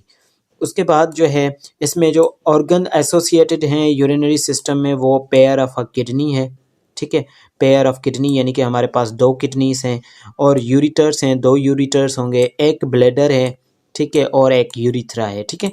ये क्या है, हम तस्वीर भी इंशाल्लाह मैं आप भेज दूंगा, कोई अगर ये लेक्चर के बाद में डिलीवर करने के बाद अगर कोई तस्वीर जो है उसे चाहिए, या तो आप बायो इंटर का किताब जो है ले सकते हैं पीडीएफ में, STBS एंड TB बुक से ले सकते हैं। अदरवाइज़ जो है यहाँ से इस वेबसाइट से डाउनलोड कर सकते हैं। अदरवाइज़ जो है आप मुझे भी बोल दें, ताकि मैं आपको जो है ये यूरिनरी सिस्टम का जो है वो भेज दूँ, ताकि आपको जो है यहाँ पे इसमें मुश्किलात ना पेश आएँ। ओके, तो हमने देखा कि urinary system pair of kidneys, ureter and gall bladder and urethra पे मुश्तमिल होता है। Kidneys the blood purifier, kidneys क्या होती हैं, इनको ब्लड प्योरीफायर भी कहा जाता है, ठीक है। ब्लड को ये क्लीन करती हैं, तो blood purifier. They are paired, ये क्या है, पेयर्ड में 2 पेयर में किडनी मिलती हैं, और बीन शेप्ड होती हैं। ये कहाँ पे लोकेटेड होती हैं, बीन शेप्ड स्ट्रक्चर हैं, और लोकेटेड होती हैं एब्डोमिनल कैविटी में। ये भी मेन पॉइंट्स है एब्डोमिनल कैविटी में। तो किडनीज के बारे में हमने पॉइंट्स जानी। ब्लड प्योरीफायर्स इनको कहा जाता है, पेयर फॉर्म में होती हैं, बीन शेप्ड स्ट्रक्चर्स हैं, और उसके साथ साथ एब्डोमिनल कैविटी में पाए जाते हैं। अब ब्लड जैसे ही इंटर होता है into the kidney by renal arteries, अब ये भी एक पॉइंट है, ये भी क्लियर कर लें, ये भी पूछे जाते हैं। ब्लड जो है रेनल आर्टरीज के जरिए किडनीज में दाखिल होता है, ठीक है। हमारे किडनीज में ब्लड कैसे दाखिल होता है, रेनल आर्टरीज के जरिए। Blood enters into the kidney by renal arteries. Both kidneys filter, दोनों किडनी क्या करती हैं, फिल्टर करती हैं। फिल्टर वर्ड का मतलब होता है साफ करना, कोई भी चीज़ कचरा वगैरह होगा ब्लड में, या कुछ भी नाइट्रोजनस वेस्ट होगा, कोई भी टॉक्सिक मटेरियल होगा तो उसको क्लीन कर देंगी। एंड रिमूव वेस्ट, और उसमें से वेस्ट मटेरियल जो भी टॉक्सिक चीज़ें होंगी उनको, वेस्ट मटेरियल का मतलब होगा यहाँ पे नाइट्रोजनस वेस्ट, उसको क्या कर देंगी, रिमूव कर देंगी from the blood and form of filtrate, और एक फिल्ट्रेट फॉर्म बना देंगी, ठीक है। अब वो फिल्ट्रेट जो बनाती हैं वो क्या बन जाता है, यूरिन बन जाता है। अल्टीमेटली वो यूरिन बन जाता है, ठीक है, जो कि फ्लो डाउन करता है और यूरिटर में जाता है, ब्लैडर में स्टोर होता है यूरिटर, और यूरिथ्रा के थ्रू क्या करता है, हमारी बॉडी से हम जब भी हमें ज़रूरत होती है तो हमें जो है सिग्नल्स आते हैं ब्रेन की तरफ कि बेटा you need to urinate now, आपको अभी वॉशरूम यूज़ करना चाहिए। तो सिग्नल्स के थ्रू हम क्या करते हैं, अपने ब्लैडर को खाली कर देते हैं, ठीक है। तो ये फिल्ट्रेट क्या होता है, बेसिकली फिल्ट्रेट को आप यूरिन ही यानी कि फिल्ट्रेट से ये यूरिन में कन्वर्ट हो जाता है। आगे जाके किडनी के डायग्राम नीचे है, उसके साथ साथ मैं आपको समझाऊंगा कि यूरिन कैसे बनता है। अब यूरिटर्स क्या हैं, ये 25 से 30 सेंटीमीटर लॉन्ग ट्यूब्स हैं, जो कि नीचे देखेंगे, या फिर ड्राइंग मुझे यहाँ पे लगानी चाहिए थी, लेकिन मैं इंशाल्लाह ट्राई करता हूँ, ये कहीं पे यहाँ पे ड्रा करता हूँ, ठीक है। कनेक्टेड इंटीरियरली, ये इंटीरियरली तौर पे कनेक्टेड होते हैं किडनीज से, यूरिटर से। ये सपोज करें कि ये क्या होते हैं, ये किडनीज हैं, और तो ये यहाँ पे ऐसे कनेक्टेड होते हैं, ठीक है। ये ऐसे यहाँ पे ऐसे कनेक्टेड होंगे, यहाँ पे ये ब्लैडर्स के साथ कनेक्टेड होंगे, और ब्लैडर आगे यूरिटर से कनेक्ट होगा। यूरिटर जो है, ठीक है, यूरिथ्रा में, ये सॉरी ये यूरिटर्स हैं, ये किडनीज हैं, ठीक है, और ये ब्लैडर है, यहाँ पे स्टोर होता है यूरिन, और ये आगे यूरिथ्रा को पास किया जाता है। यहाँ पे स्फिंक्टर्स होते हैं, स्फिंक्टर्स जो है वो यूरिन को रोक के रखते हैं, जब भी नीड होती है तब जो है यहाँ से हम एक्सपेल आउट करते हैं, ठीक है। और उसके साथ साथ यहाँ पे देखते हैं कि ये यूरिटर्स क्या होते हैं। यूरिटर्स हमारे पास 25 से 30 सेंटीमीटर लॉन्ग ट्यूब्स होते हैं, जो कि कनेक्टेड होते हैं इंटीरियरली, किडनी से कनेक्टेड होते हैं। Wide opening called renal pelvis, kidney में होगा एक स्ट्रक्चर रेनल पेल्विस, जहाँ पे ये कनेक्टेड होते हैं, और पोस्टीरियरली जो होते हैं ये नैरो होते हैं और एक्सटेंडेड होते हैं डाउनवर्ड, नीचे की तरफ ये डाउनवर्ड होते हैं, जो कि जाके ज्वाइन करते हैं, ओपन होते हैं गॉल ब्लैडर को, यानी गॉल ब्लैडर नहीं बल्कि यूरिनरी ब्लैडर को, गॉल ब्लैडर का कोई और चीज़ है। अब यूरिटर्स जो हैं ड्रेन करते हैं, ये यूरिन को लेते हैं जो किडनी पे यानी कि यूरिन बनाती है, इनटू द यूरिनरी ब्लैडर में लेके जाते हैं, जहाँ पे वो टेम्पररी तौर पे स्टोर होता है, और जब भी हमें स्ट्रॉन्ग फीलिंग्स आती हैं टू यूरिनेट तो हम जो है एक्सपेल आउट कर देते हैं। अब ब्लैडर की वाल्स जो होती हैं वो थिक मस्कुलर होती हैं और स्ट्रॉन्ग इनफ होती हैं ताकि हम आधा लीटर जो है यूरिन जो है वो एडल्ट्स में जो है स्टोर करके रख सकें फॉर सम टाइम, कुछ टाइम के लिए, then it is excreted out from the body. अगर आप चाहते हैं कि आपको किडनी स्टोन्स ना हो तो ब्लैडर पे ज़्यादा प्रेशर ना पड़ने दिया करें, यानी कि जब भी आपको फील हो कि यूरिन करना चाहिए तो you must pass the urine, okay.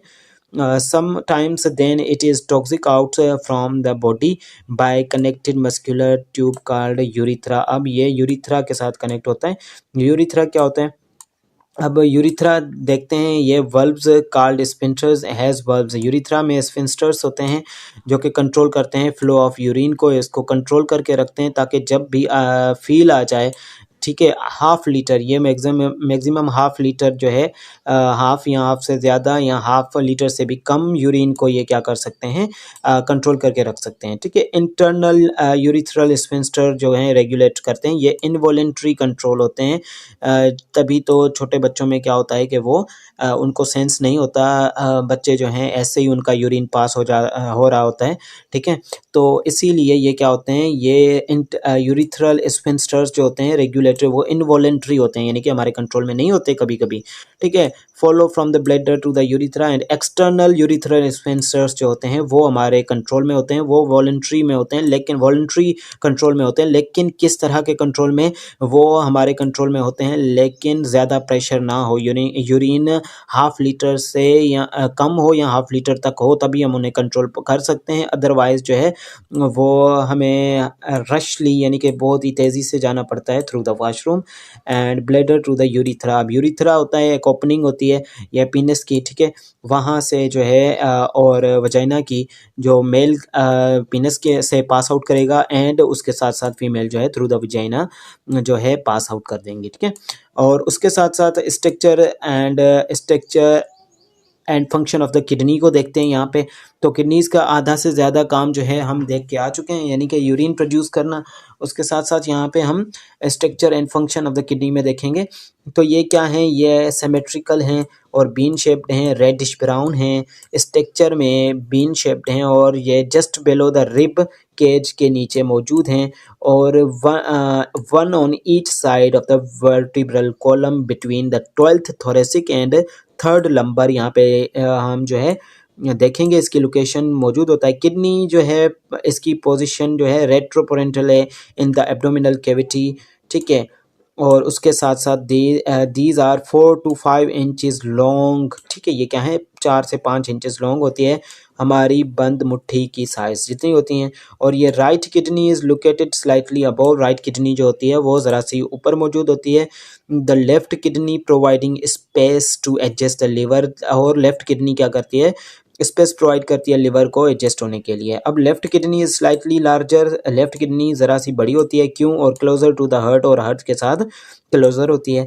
Externally kidneys are surrounded by, इनके ऊपर एक एक्सटर्नल यानी कि बाहर से ये क्या हैं, सराउंडेड हैं एक लेयर से जिसको हम कहते हैं फेशिया, ठीक है।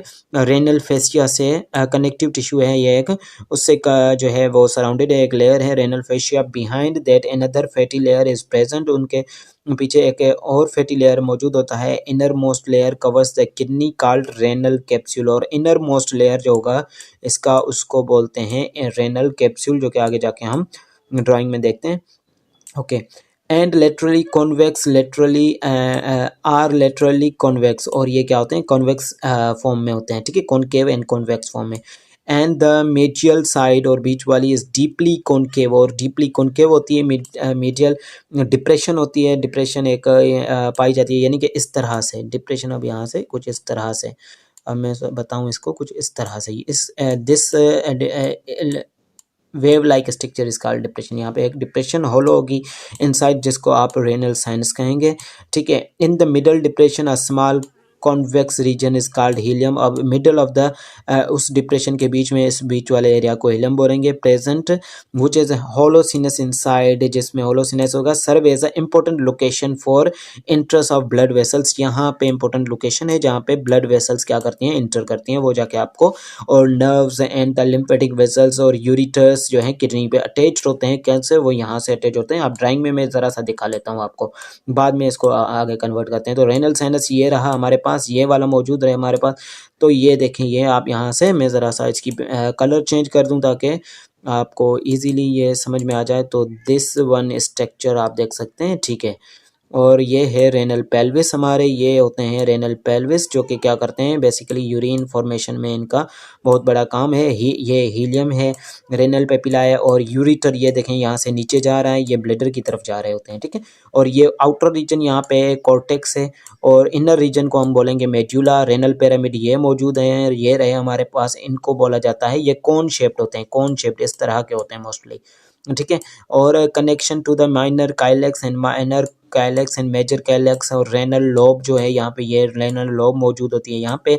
और ये रेनल कैप्सूल का जो कि हमने कहा था कि ये प्रेजेंट होता है, तो वो ये है कैप्सूल जो इसके ऊपर चढ़ा हुआ होता है। अब आते हैं ज़रा सा ऊपर, वापस से इसको देखते हैं। Renal cortex is surrounded by a renal capsule. Renal capsule अभी मैं ड्राइंग में नीचे आपको पिक में दिखा चुका हूँ। Which provides shape to the kidney, ये शेप प्रोवाइड करने में इन्वॉल्व होता है। रेनल कॉर्टेक्स कंटेन आर्ट्रियोल्स, इसमें आर्ट्रियोल्स होते हैं, वेन्यूल्स होते हैं, जिनको हम कॉल्ड नेफ्रॉन्स। अब यहाँ पे दो तरह के जक्स्ट्रा मेडुलेटरी और दूसरे भी टाइप हैं, वो जो है इसके नेफ्रॉन्स के, वो नेफ्रॉन क्या होते हैं वो भी हम आगे डिटेल में देखते हैं। तो नेफ्रॉन क्या होते हैं, नेफ्रॉन किडनी के, जैसे कि न्यूरॉन ब्रेन के सेल्स हैं, इसी तरह से किडनी के सेल्स जो होंगे उनको रेनल यानी कि नेफ्रॉन्स बोला जाता है, ठीक है।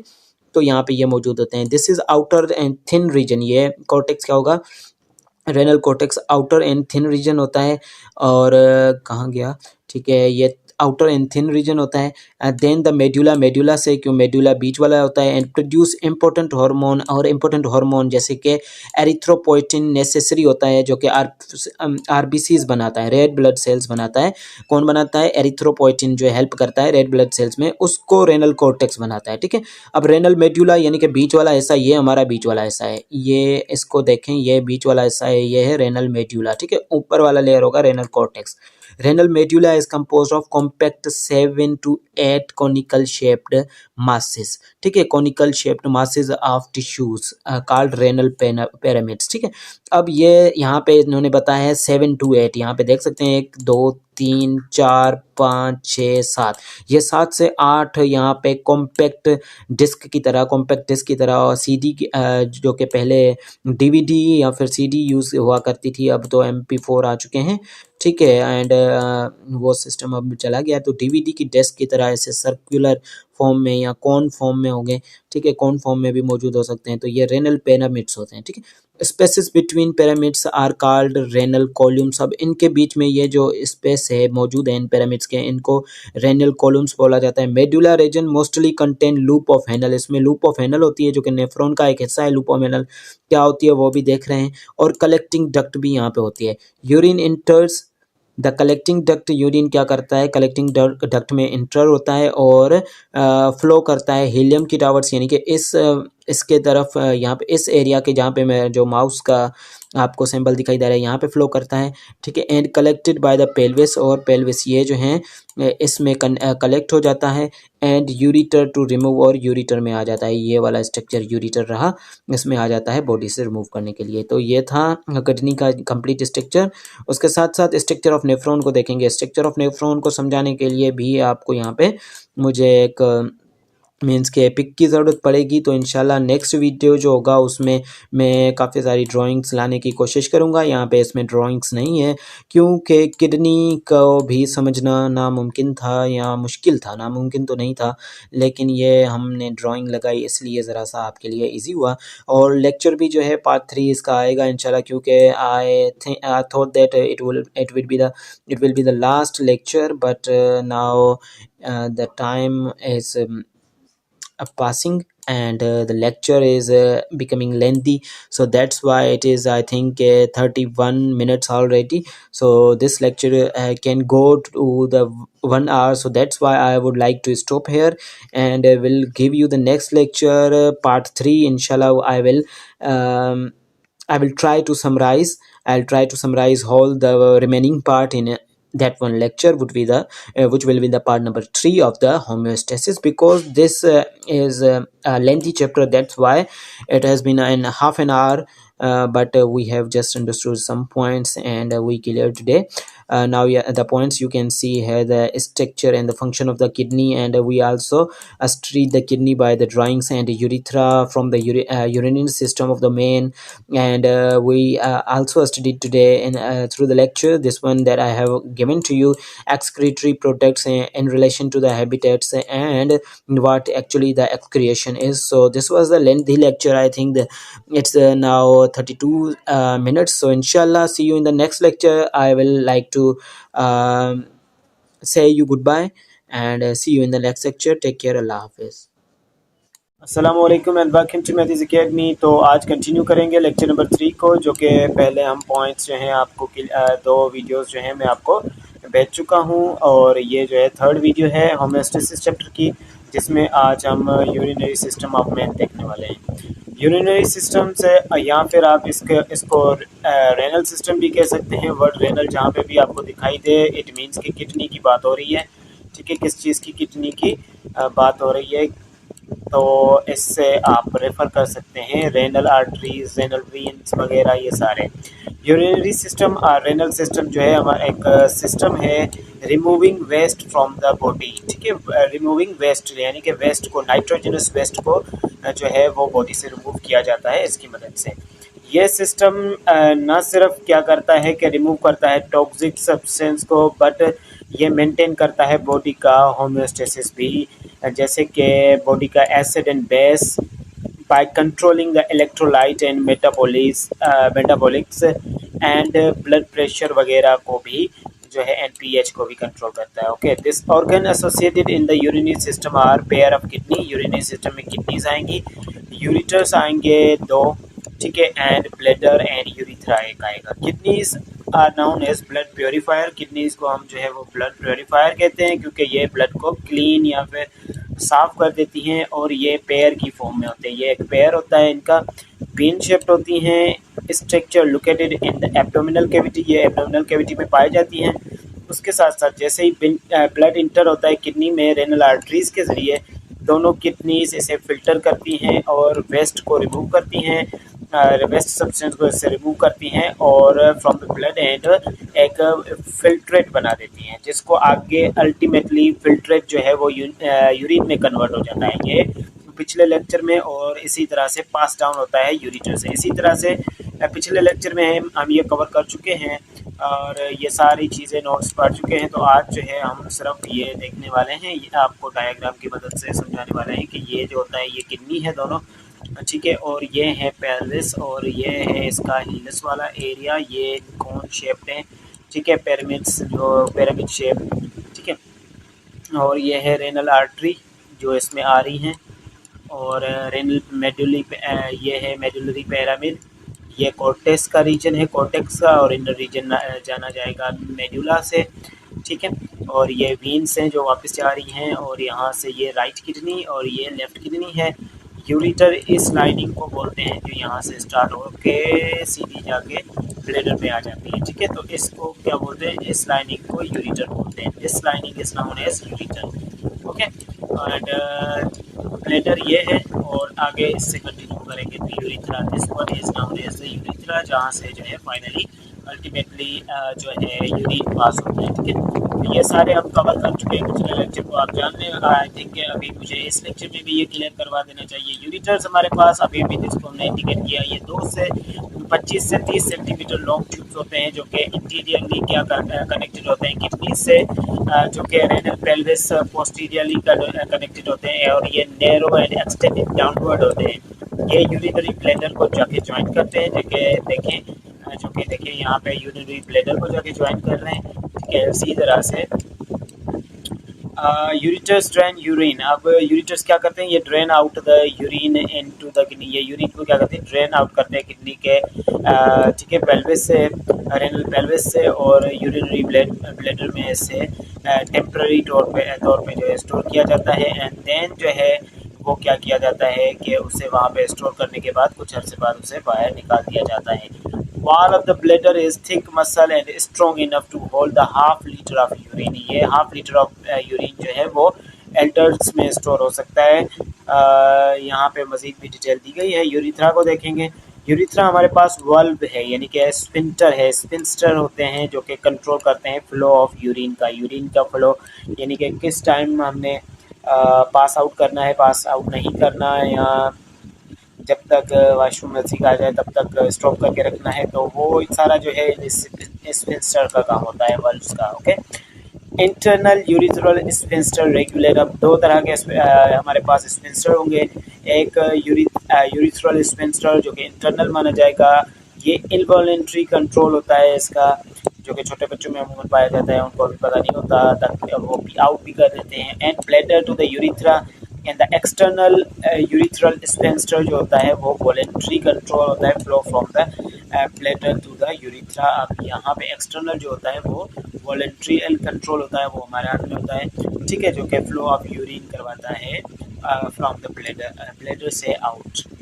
उसके बाद इस टॉपिक को हम देख चुके हैं, structure and function of kidney. Structure आपने देख लिया, अब फंक्शन ऑफ किडनी जो है वो ये हम क्लियर कर चुके थे आई थिंक पिछले लेक्चर में। पिछला लेक्चर आप देख लें, मैंने आपको कहा था कि डायग्राम की हेल्प से आपको ये समझाऊंगा, तो वो दोनों डायग्राम अब मेरे पास आ चुकी हैं। एक आपको समझा दिया है, दूसरा वाला जो है स्ट्रक्चर ऑफ नेफ्रॉन है, ठीक है। स्ट्रक्चर ऑफ नेफ्रॉन की अगर हम बात करें तो वो कुछ इस तरह से है, both kidneys are consisted of million of functional units। अब मिलियंस ऑफ फंक्शनल यूनिट्स से मिलके बनती हैं किडनीज, जिनको हम बोलते हैं नेफ्रॉन। नेफ्रॉन स्पेशली जो किडनीज के सेल्स हैं उनको नाम दिया जाता है। अब ये नेफ्रॉन एक किडनी में तकरीबन 1 मिलियन इन ईच किडनी में पाए जाते हैं and mainly perform filtration of blood, और मेनली ये ब्लड का फिल्ट्रेशन करती है, ठीक है, फिल्ट्रेशन ऑफ ब्लड करती है। अब there are two types of nephron present in kidneys. Kidneys में कितने नेफ्रॉन्स होते हैं? टू टाइप्स के। एक का नाम है juxtamedullary nephron, have longer loop of Henle, penetrates deep inside the medulla. ये क्या करता है? Penetrates deep inside the medulla. And the cortical nephron with shorter loop of Henle restricts only in cortex region, ठीक है। ये क्या है? Inside the, पहला वाला जो है juxtamedullary nephron, longer loop of Henle के साथ, लूप ऑफ एनल क्या होती है वो भी हम देखेंगे, और penetrates deep inside the medulla, ये किडनी के मेडुला वाले हिस्से में भी पेनिट्रेटेड होता है। अगर मैं यहाँ पे समझा सकूँ तो ये कॉर्टेक्स वाले रीजन में होते हैं, लेकिन इस मेडुला के अंदर भी पेनिट्रेटेड होते हैं, यानी कि इस कुछ हिस्सा इनका यहाँ पे भी आ रहा होता है, ठीक है। तो उसके बाद एनकोर्टिकल नेफ्रॉन दूसरा टाइप है, जो कि शॉर्टर लूप ऑफ वेनर होता है, जो कि restrict only to the cortex region, जो कि सिर्फ कॉर्टेक्स के रीजन तक ही फैले रहते हैं, ठीक है। एक जक्स्टामेडुलेटरी जो कि यहाँ पे पाए जाते हैं, लेकिन इनका कुछ हिस्सा जो है मेडुला के एरिया में पाया जाता है। दूसरे कॉर्टिकल नेफ्रॉन्स जो कि सिर्फ महदूद रहते हैं कॉर्टेक्स के रीजन तक। यहाँ पे आप देखेंगे आगे इनके स्ट्रक्चर्स वगैरह नेफ्रॉन्स के, तो पता चल जाएगा लूप ऑफ वेनर वगैरह ये क्या होती है, ठीक है। Juxtamedullary nephron consist of renal corpuscles and a renal tube. इसके पास रेनल कार्पूसल्स और रेनल ट्यूब होता है। रेनल कार्पूसल जो है consist of dense cluster of blood capillaries, इसका एक क्लस्टर जमा होता है। रेनल कार्पूसल्स को मोस्टली हम स्टडी कर रहे हैं यहाँ पे। Cluster of blood capillaries called glomerulus, ठीक है।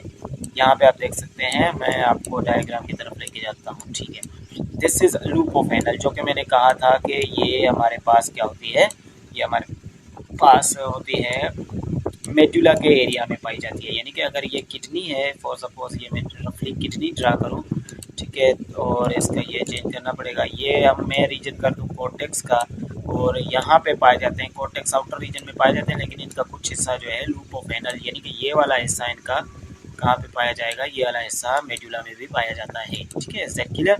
समझ में आया यहाँ तक? तो बढ़ेंगे next towers the next one.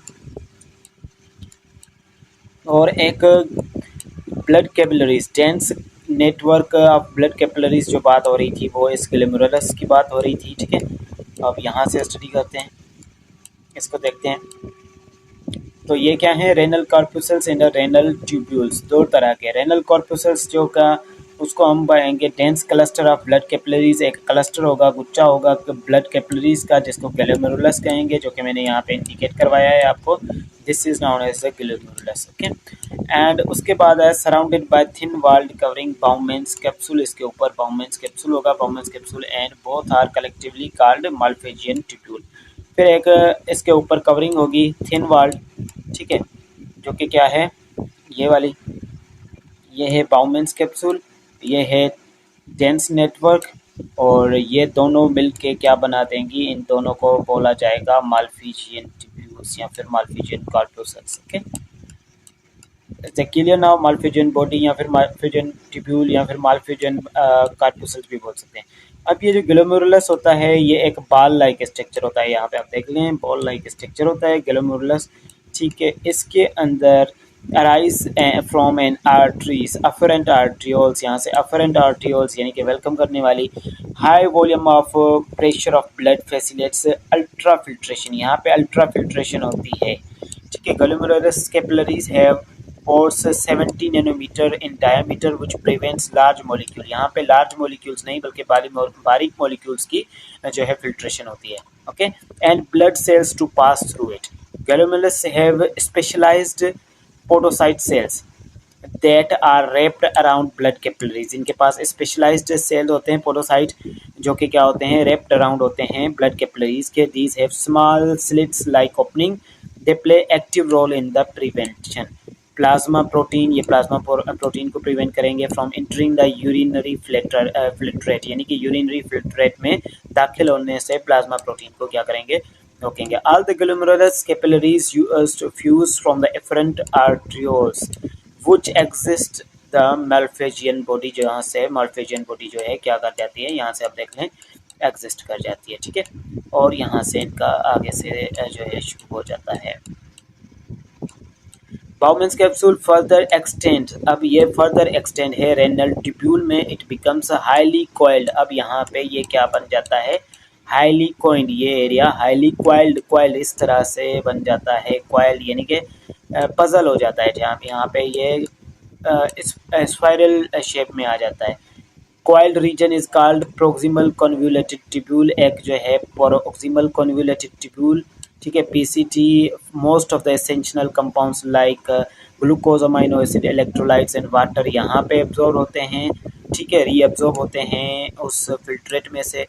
अब ये runs down towards the renal pyramids, ये रेनल पिरामिड्स की तरफ जो अब मेडुला से कनेक्टेड होते हैं, मेडुला में रेनल पिरामिड मेडुला में पाए जाएंगे। Become descending limb of loop of Henle, the tube, the entrance back towards the Bowman's capsule make an ascending limb, ठीक है। ये यहाँ पे देख सकते हैं आप, इतना ऐसे टर्न होता है और यहाँ पे असेंडिंग लिम्ब और डिसेंडिंग ये है डिस्टल कन्वोल्यूटेड ट्यूब्यूल, और यहाँ पे ये जो मेंशन है ये वाला एरिया ये है प्रोक्सिमल कन्वोल्यूटेड ट्यूब्यूल, यहाँ पे आप देख सकते हैं, और ये है जीसीटी जिसको हम डिस्टल कन्वोल्यूटेड ट्यूब्यूल भी कहते हैं, ठीक है। तो आगे देखते हैं क्या है हमारे बुक लाइंस में। Coiled again is called distilled convoluted tubule, जिसके बारे में मैंने अभी बताया है। अब यहाँ पे several DCT joins the duct called collecting duct, अब इसको कलेक्टिंग डक्ट भी कहा जाता है, ये है सेवरल, ठीक है। यहाँ पे सेवरल क्या, सेवरल डिसिटी ज्वाइंट्स, यहाँ पे डिसिटी ज्वाइन करेंगे और कलेक्टिंग डक्ट बना देंगे, this one is known as collecting duct, ठीक है। This one is known as collecting duct, this shape is known as collecting duct, okay, I think this has been clear now। अब ये collecting duct क्या करती है, which carry urine to the renal pelvis to exist from the kidney, जो कि kidney से renal pelvis तक urine को लाती है ताकि वो आगे यूरिटर में जो है वो पास हो सके, ठीक है, एंड करवाती है, यानी कि यूरिन का किडनी से सफर जो है एंड करवाती है आगे उसको ट्रांसफर करने के लिए। Blood supply to the nephron renal artery, enter in the kidney at hilus। अब यहाँ पे hilus वाला एरिया भी किडनी का, मैं अगर आपको वो बना के दिखाऊँ यहाँ पे ज़रा सा, तो दिस इज़, अगर सपोज करें कि ये किडनी है तो इस जो है डिप्रेशन को आप hilus के नाम से जानेंगे, ठीक है। यहाँ से क्या है, enter the kidney which further divides into numerous small arterioles, जहाँ पे arterioles में divide हो जाते हैं। arterioles जैसा कि afferent arterioles from the dense network as glomerulus leaves, it is a afferent arterioles, arterioles जो वेलकम करेंगी ब्लड को वो होंगी एफरेंट एंड जो सी ऑफ यानी कि network as glomerulus and leaves it and efferent arterioles. Diameter होगा जो एफरेंट आर्ट्रियोल्स का वो लार्जर देन एफरेंट आर्ट्रियोल्स होगा। ठीक है, इस द क्लियर डायमीटर क्या होगा एफरेंट आर्ट्रियोल्स का वो larger than efferent arterioles होगा due to difference in the diameter between these arterioles, high pressure in the glomerulus then capillaries elsewhere। ठीक है, यानी कि कैपिलरीज में किसी और जगह पे इतना प्रेशर नहीं होता जितना कि ग्लोमेरुलस पे होता है इस ब्लड का। क्यों? क्योंकि यहाँ पे क्या होता है कि यहाँ पे डायामीटर की वजह से इनकी ये प्रॉब्लम फेस करना मीन्स कि ये फेनोमेना देखने को मिल सकता है। एफरेंट आर्ट्रियोल्स जो हैं वो आगे एक्सटेंड होती हैं down from the network of capillaries जिसको पेरिटेबुलर कैपिलरीज दैट पेरिटेबुलर कैपिलरीज कहेंगे जो कि सराउंड करेंगी किसको पेसीटी को एंड डीसीटी को। दोनों प्लेक्सिबल ट्यूब्यूल्स के ऊपर कैपिलरीज होती हैं। यहाँ पे ये तो सिंपल डायग्राम है लेकिन यहाँ पे बहुत जो है वो एफरेंट और एफरेंट आर्ट्रियोल्स होती हैं। ठीक है, यहाँ पे क्या होती हैं आर्ट्रियोल्स पाई जाती हैं efferent arterioles. It provides nutrition to the and oxygen to the renal cortex। ये cortex को क्या दो चीज़ें हैं nutrients और oxygen provide करेंगी। It moves downward, ये downward की तरफ मूव करेंगी कहाँ पे loop of Henle की तरफ। यहाँ पे इसके ऊपर सपोज करेंगे ये क्या है इनके ऊपर एक arterioles हैं नेटवर्क है ये रूप ऑफ हैनल की तरफ क्या करेंगी ब्रांच जो होंगी मूव करेंगी। Give branch and are literally connected with the capillaries of renal vein or venule जिसको हम कहेंगे मेड्यूला। ओके, नीचे जैसे ही आएंगी तो मेड्यूला कहेंगे। This complex network of capillaries over loop of Henle is called वासा रेक्टा। अब ये नेटवर्क वासा रेक्टा क्या होगा यानी कि ये कैपिलरीज का डेंस नेटवर्क जो लूप ऑफ हैनल पे यानी कि यहाँ पे मौजूद होगा तो उससे बोलेंगे vasa recta. Okay, after passing through the vasa recta, blood flow through the peritubular capillaries system and enters into the renal vein to join the venous circulation to leave the kidney।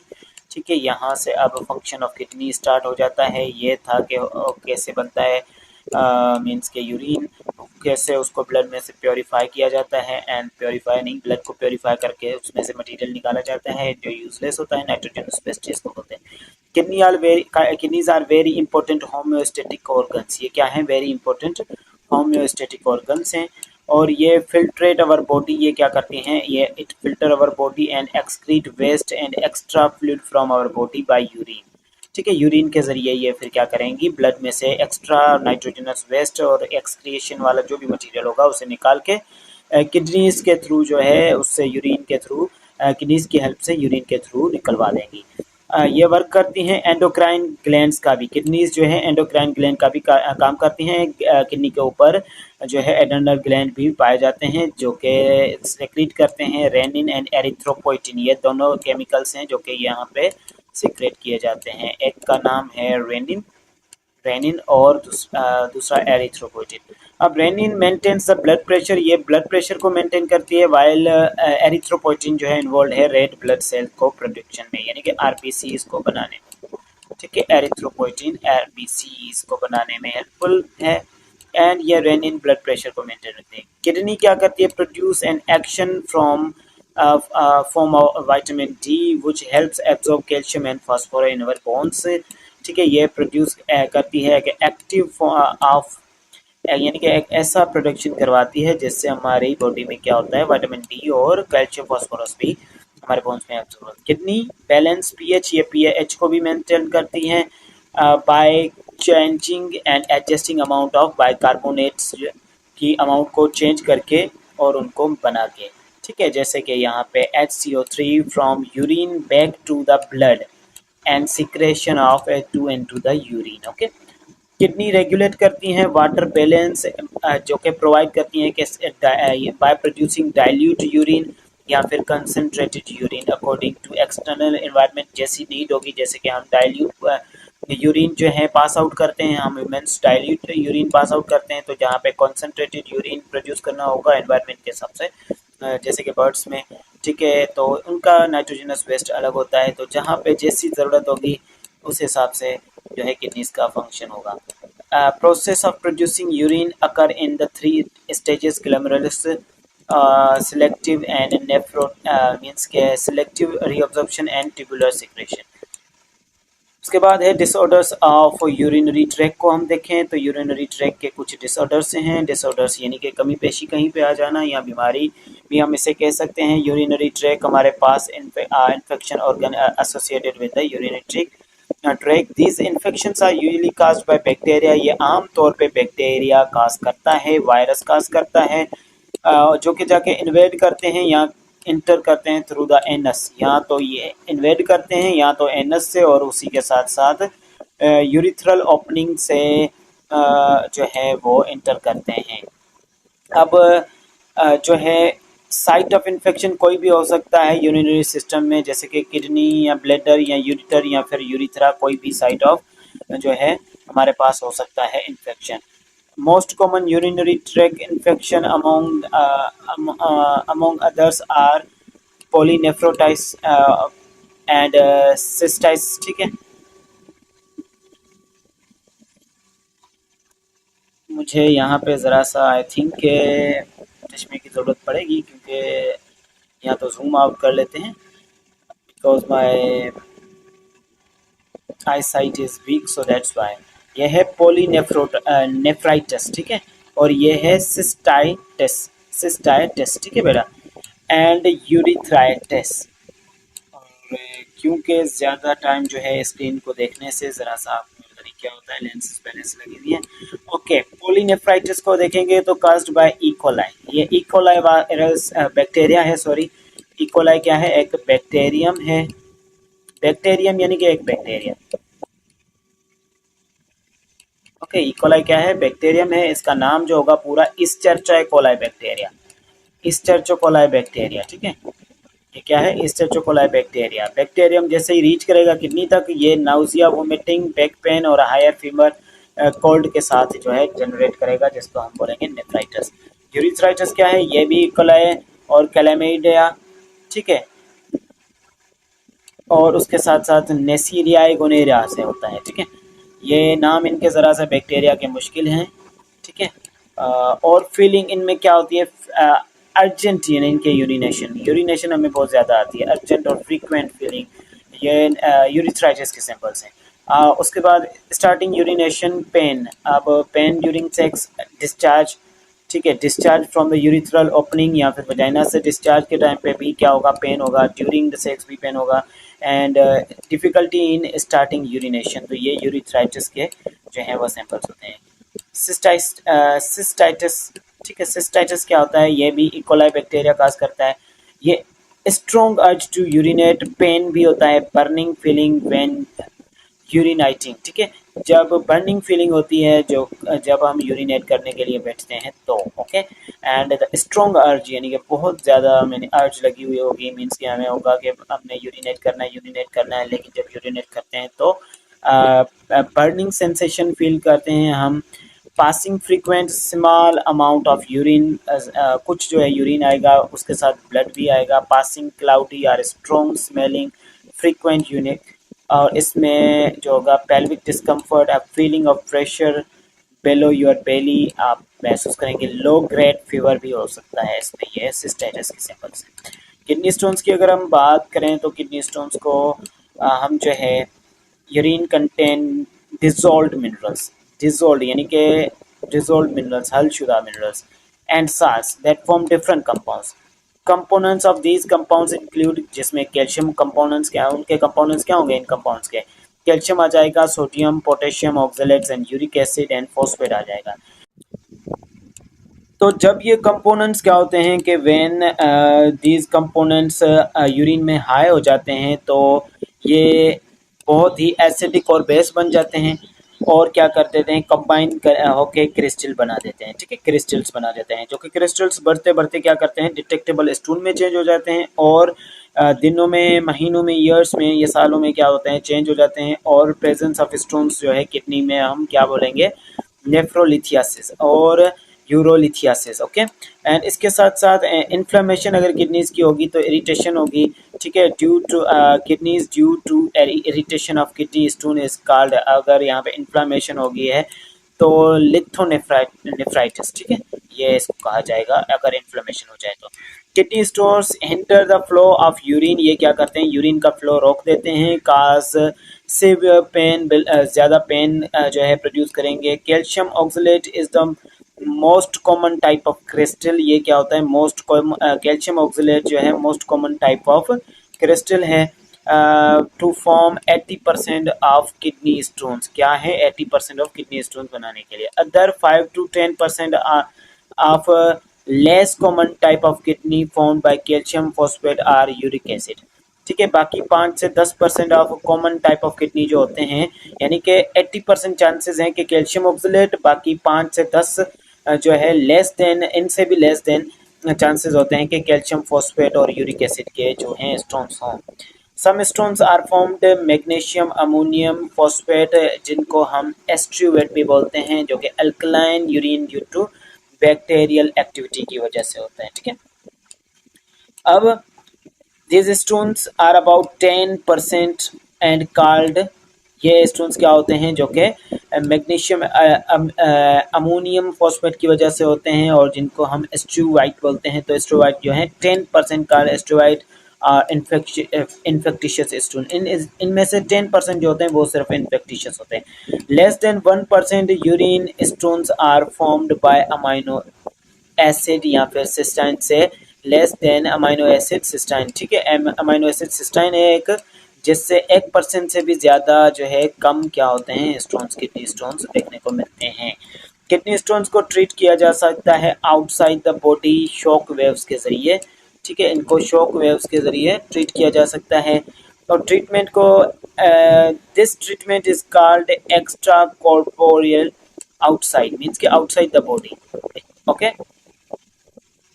And shock waves lithotripsy, तो ये है, ठीक है, ये है इसका short form जो आप याद कर सकते हैं। एन अदर ट्रीटमेंट, दूसरा ट्रीटमेंट जो है किडनी स्टोन्स का वो है पेरिक्यूटेनियस नेफ्रोलाइथोमी, लाइथोमी पता नहीं क्या है यहाँ पे ज़रा सा, नेफ्रोलाइथोमी एंड PCNL, ये जो है इसकी एब्रिवेशन है, ओके। उसके बाद है दिस प्रोसीजर, ये क्या करता है, remove kidney stones when they can pass through their own, ये तब मेथड यूज किया जा सकता है जब वो खुद से किडनी स्टोन जो है वो नहीं रिमूव हो सकते, तो इसलिए ये दोनों तरीके यूज किए जाते हैं, ओके। उसके बाद किडनी फेलियर के बारे में बात करेंगे। किडनी फेलियर हमारे पास क्या है, kidney failure is a condition in which kidney fails to excrete nitrogenous waste produced and perform osmoregulatory activity. जब क्या होता है, किडनी फेलियर क्या है, एक ऐसी कंडीशन है जिसमें kidney fail to extract nitrogenous waste, kidney जो है नाइट्रोजनस वेस्ट को जो है वो निकालने में नाकाम हो जाती है और प्रोड्यूसेस परफॉर्म्स ऑस्मोरेगुलेटरी एक्टिविटी, और जो है वो protect and perform osmoregulatory in the body, जब वो सही तरह से बॉडी में ऑस्मोरेगुलेटरी एक्टिविटीज ना कर पाए तब। In this medical condition more than 85% of the both kidneys are affected, 85% ये देखा गया था कि किडनीज जो हैं वो फेल हो चुकी होती हैं। Kidney failure is classified as acute and chronic, kidney failure को एक्यूट और क्रोनिक में क्लासिफाई किया गया है। एक्यूट किडनी फेलियर जो है, एक्यूट किडनी फेलियर जो है ये कंसर्न है with the suddenly loss of filtrating abilities, जब भी अचानक से filtrating abilities of the kidneys में की एबिलिटीज यानी कि लूज हो जाएं तो इसको बोलेंगे एक्यूट। अब दिस कंडीशन में कुछ ही दिनों में क्या होता है, पार्टिकुलरली जो कि ऑलरेडी रेनल एबनॉर्मेलिटीज़ के साथ हैं या फिर पहले से ही हॉस्पिटलाइज्ड हैं, ठीक है, तो few days develops in a few days particularly in those who are already having renal abnormalities, जिनको पहले से ही किडनी से रिलेटेड जो है मसलात चल रहे होते हैं, मसले वगैरह प्रॉब्लम्स चल रहे होते हैं तो उससे रिलेटेड, ठीक है। And this disease that could cause kidney failure are blood loss due to injury, heat stroke, liver failure, allergic condition, severe allergic condition and sudden dehydration। अब क्रोनिक में क्या होता है कि disease chronic disease kidney disease involves gradual loss of kidney functions, यानी कि अचानक से ग्रेजुअल आहिस्ता आहिस्ता से, ये वाली अचानक से और ये वाली क्या होती है आहिस्ता आहिस्ता से स्लोली। इनिशियल में तो डिजीज शोज नो सिम्टम्स, शुरुआत में no symptoms, but with the period of time जो है पैसेज ऑफ टाइम ये बॉडी में periodic blood or the urine test indicates the problem, इसको फिर बाद में पीरियडिक ब्लड या फिर यूरिन टेस्ट से जो है आइडेंटिफाई किया जा सकता है। सिम्टम्स इसके include fatigue, short breath, swelling and hands or feet, blood in urine, cough, hypertension, hyperglycaemia, ठीक है, hyperglycaemia, hypertension, high cholesterol, cyst development inside the kidney, kidney stones and inflammation, ठीक है। these कास क्या है, हाइपरग्लाइसीमिया शुगर का ज़्यादा रहना, hypertension, ये किडनी फेलियर्स के क्या हैं हमारे पास वजूहात हैं। डायलिसिस की अगर हम बात करें, डायलिसिस क्या होता है, तो dialysis is a medical procedure, ये एक मेडिकल प्रोसीजर है जिसमें अनवांटेड एंड टॉक्सिक सब्सटेंस को बॉडी से आर्टिफिशियल मीन से निकाला जाता है, आर्टिफिशियली उसको निकाला जाता है, तो इसको बोलेंगे डायलिसिस। ये किडनी तब परफॉर्म किया जाता है जब किडनीज क्या हो, फेल हो जाएं और वेस्ट मटेरियल को ना रिमूव कर सकें, तो इसको क्या कहता है, बॉडी फील्स अनरेस्ट, हमें बेचैनी होती है, सुकून नहीं होता, पार्टिकुलरली इन ब्रीथिंग, सांस लेने में दुश्वारी होती है, later on non adjustment biochemical components cause serious damage to the body, लेकिन जो एडजस्ट हमारी बॉडी में नहीं हो सकते वो बायोलॉजिकल कंपोनेंट्स, बायोकेमिकल कंपोनेंट्स हमारी बॉडी में क्या करते हैं, डैमेज काज करते हैं, like dementia and heart failure, ठीक है, loss of memory and the heart failure as well. There are different type of dialysis applied on the patient. एक जो होता है एंड इंटेंसिटी, आप पेशेंट को देखते हुए और इंटेंसिटी ऑफ डिसऑर्डर को देखते हुए, there are haemodialysis, cutaneous renal replacement therapy CRRT and peritoneal dialysis, ये तीन टाइप्स, ठीक है, ये तीनों जो हैं कैटेगरीज हैं, haemodialysis, cutaneous renal replacement therapy and the peritoneal dialysis, ये दिए जाते हैं, ठीक है। अब हीमोडायलिसिस में क्या होता है, एक मशीन होती है जिसको हम आर्टिफिशियल किडनी कंसिडर करते हैं, आर्टिफिशियल किडनी में नंबर ऑफ ट्यूब्यूल्स पाए जाते हैं, ठीक है, जिसमें semi permeable lining suspended in a tank, एक टैंक होगा, सेमी परमेएबल लाइनिंग होगी और इसमें डायलाइजिंग फ्लूइड भरा होगा जिससे पेशेंट को डायलिस किया जाता है। Filtered to the some osmotic pressure as blood accept less nitrogenous waste। अब इस कंडीशन को छोड़ रहे हैं क्योंकि ये एक्स्ट्रा पॉइंट में हो रहा है, ज़्यादा डीप में भी नहीं है स्टडी जाना। क्यूटेनियस रेनल रिप्लेसमेंट थेरेपी को देखेंगे, CTR को देखेंगे। The same class of hemodialysis, ये भी हेमोडायलिसिस ये यूज़ की जाती है पेशेंट को वो आर क्रिटिकल कंडीशन, जो क्रिटिकल कंडीशन में हो, ज़्यादा संजीदा हो। It is designed for the patient who are unable to tolerate the repeated procedure of hemo, यानी कि हेमोडायलिसिस का जो है टॉलरेटेड यानी कि नाकाबिले बर्दाश्त, जो बार बार ये ट्रीटमेंट्स भी जो हैं वो मुश्किल होते हैं, तो इनको जो पेशेंट बर्दाश्त नहीं कर सकते तो उनको ये जो है दी जाती है। पेरिटोनियल डायलिसिस ये है ऐसा प्रोसीजर है जो कि कंटिन्यूसली 24 घंटे तक चला जाता है, जो कि इंसाइज करके एब्डोमिनल कैविटी को यूज़ किया जाता है फिल्टर करने के लिए, इंसाइज करके डॉक्टर जो है एक डायलिसिस फिट करेगा, कैथेटर पास करेगा, ठीक है, पेट में एब्डोमिन की कैविटी में और फिर वहीं से डायलिसेट किया जाएगा। ऐसे क्लियर। किडनी ट्रांसप्लांट की अगर बात की जाए तो किडनी ट्रांसप्लांट क्या है, kidney transplant is the major surgical treatment of kidney failure disorder, major surgical treatment for the kidney failure disorder, ये है किडनी ट्रांसप्लांट, सर्जरी का प्रोसेस है, सर्जिकल ट्रीटमेंट है जो कि किडनी फेलियर को दिया जाता है। इस प्रोसेस में हेल्थी किडनी एक लिविंग या फिर डिसीज्ड डोनर से ली जाती है एंड इज प्लेस्ड, यानी कि एक डोनर से ली जाती है और इसको रखा जाता है belly on the front side of the body. The diseased kidney are usually left in place.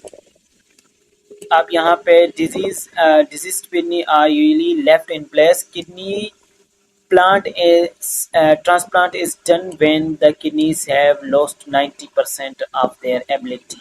यानी कि जब 90% से भी काम निकल चुका होता है, अभी 90% से भी काम बढ़ गया है, 90% एबिलिटीज फंक्शन जो है वो लॉस हो चुकी होती है, तो फिर किडनी ट्रांसप्लांट दिया जाता है।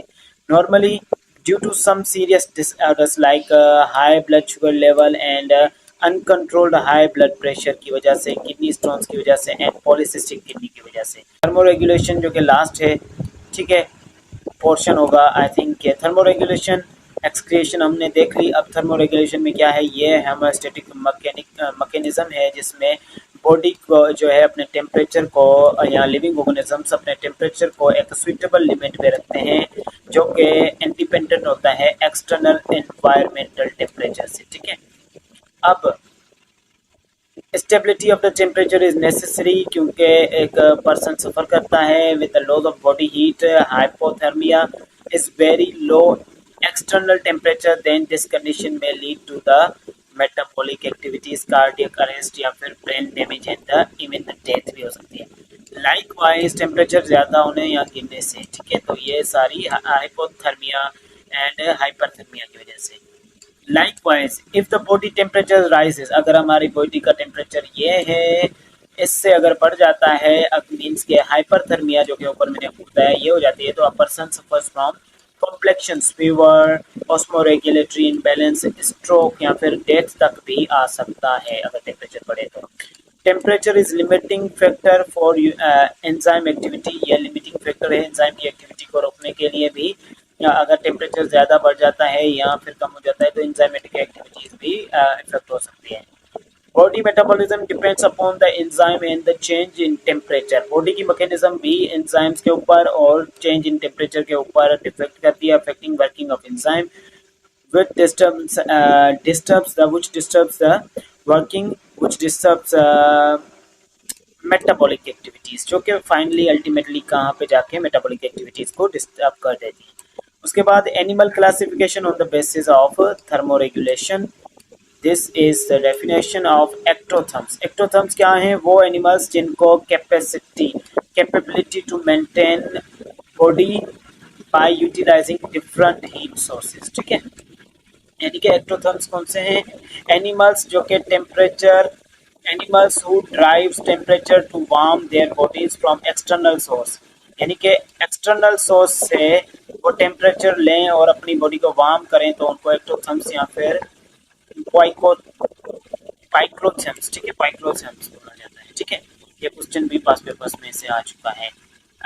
Ectotherms rely on the environment heat sources. अब इनके एग्जांपल्स अगर देखें तो ये क्या होते हैं, हमारे पास मोस्टली फिशेस एंड इनवर्टिब्रेट्स हैं, फिशेस, एम्फीबियंस और रेप्टाइल्स होते हैं। इसी के साथ साथ एंडोथर्म्स की अगर हम बात करें तो वो कौन से होते हैं, तो दीज आर द ऑर्गेनिजम्स जो कि constant internal body temperature maintain करते हैं, यूजुअली एक नॉर्मल रेंज में या नैरो रेंज में, नॉर्मल रेंज भी बोल सकते हैं, इसे उस पर मेंटेन करते हैं, जिनको एंडोथर्म्स या फिर होम्योथर्म्स बोला जाता है, ठीक है।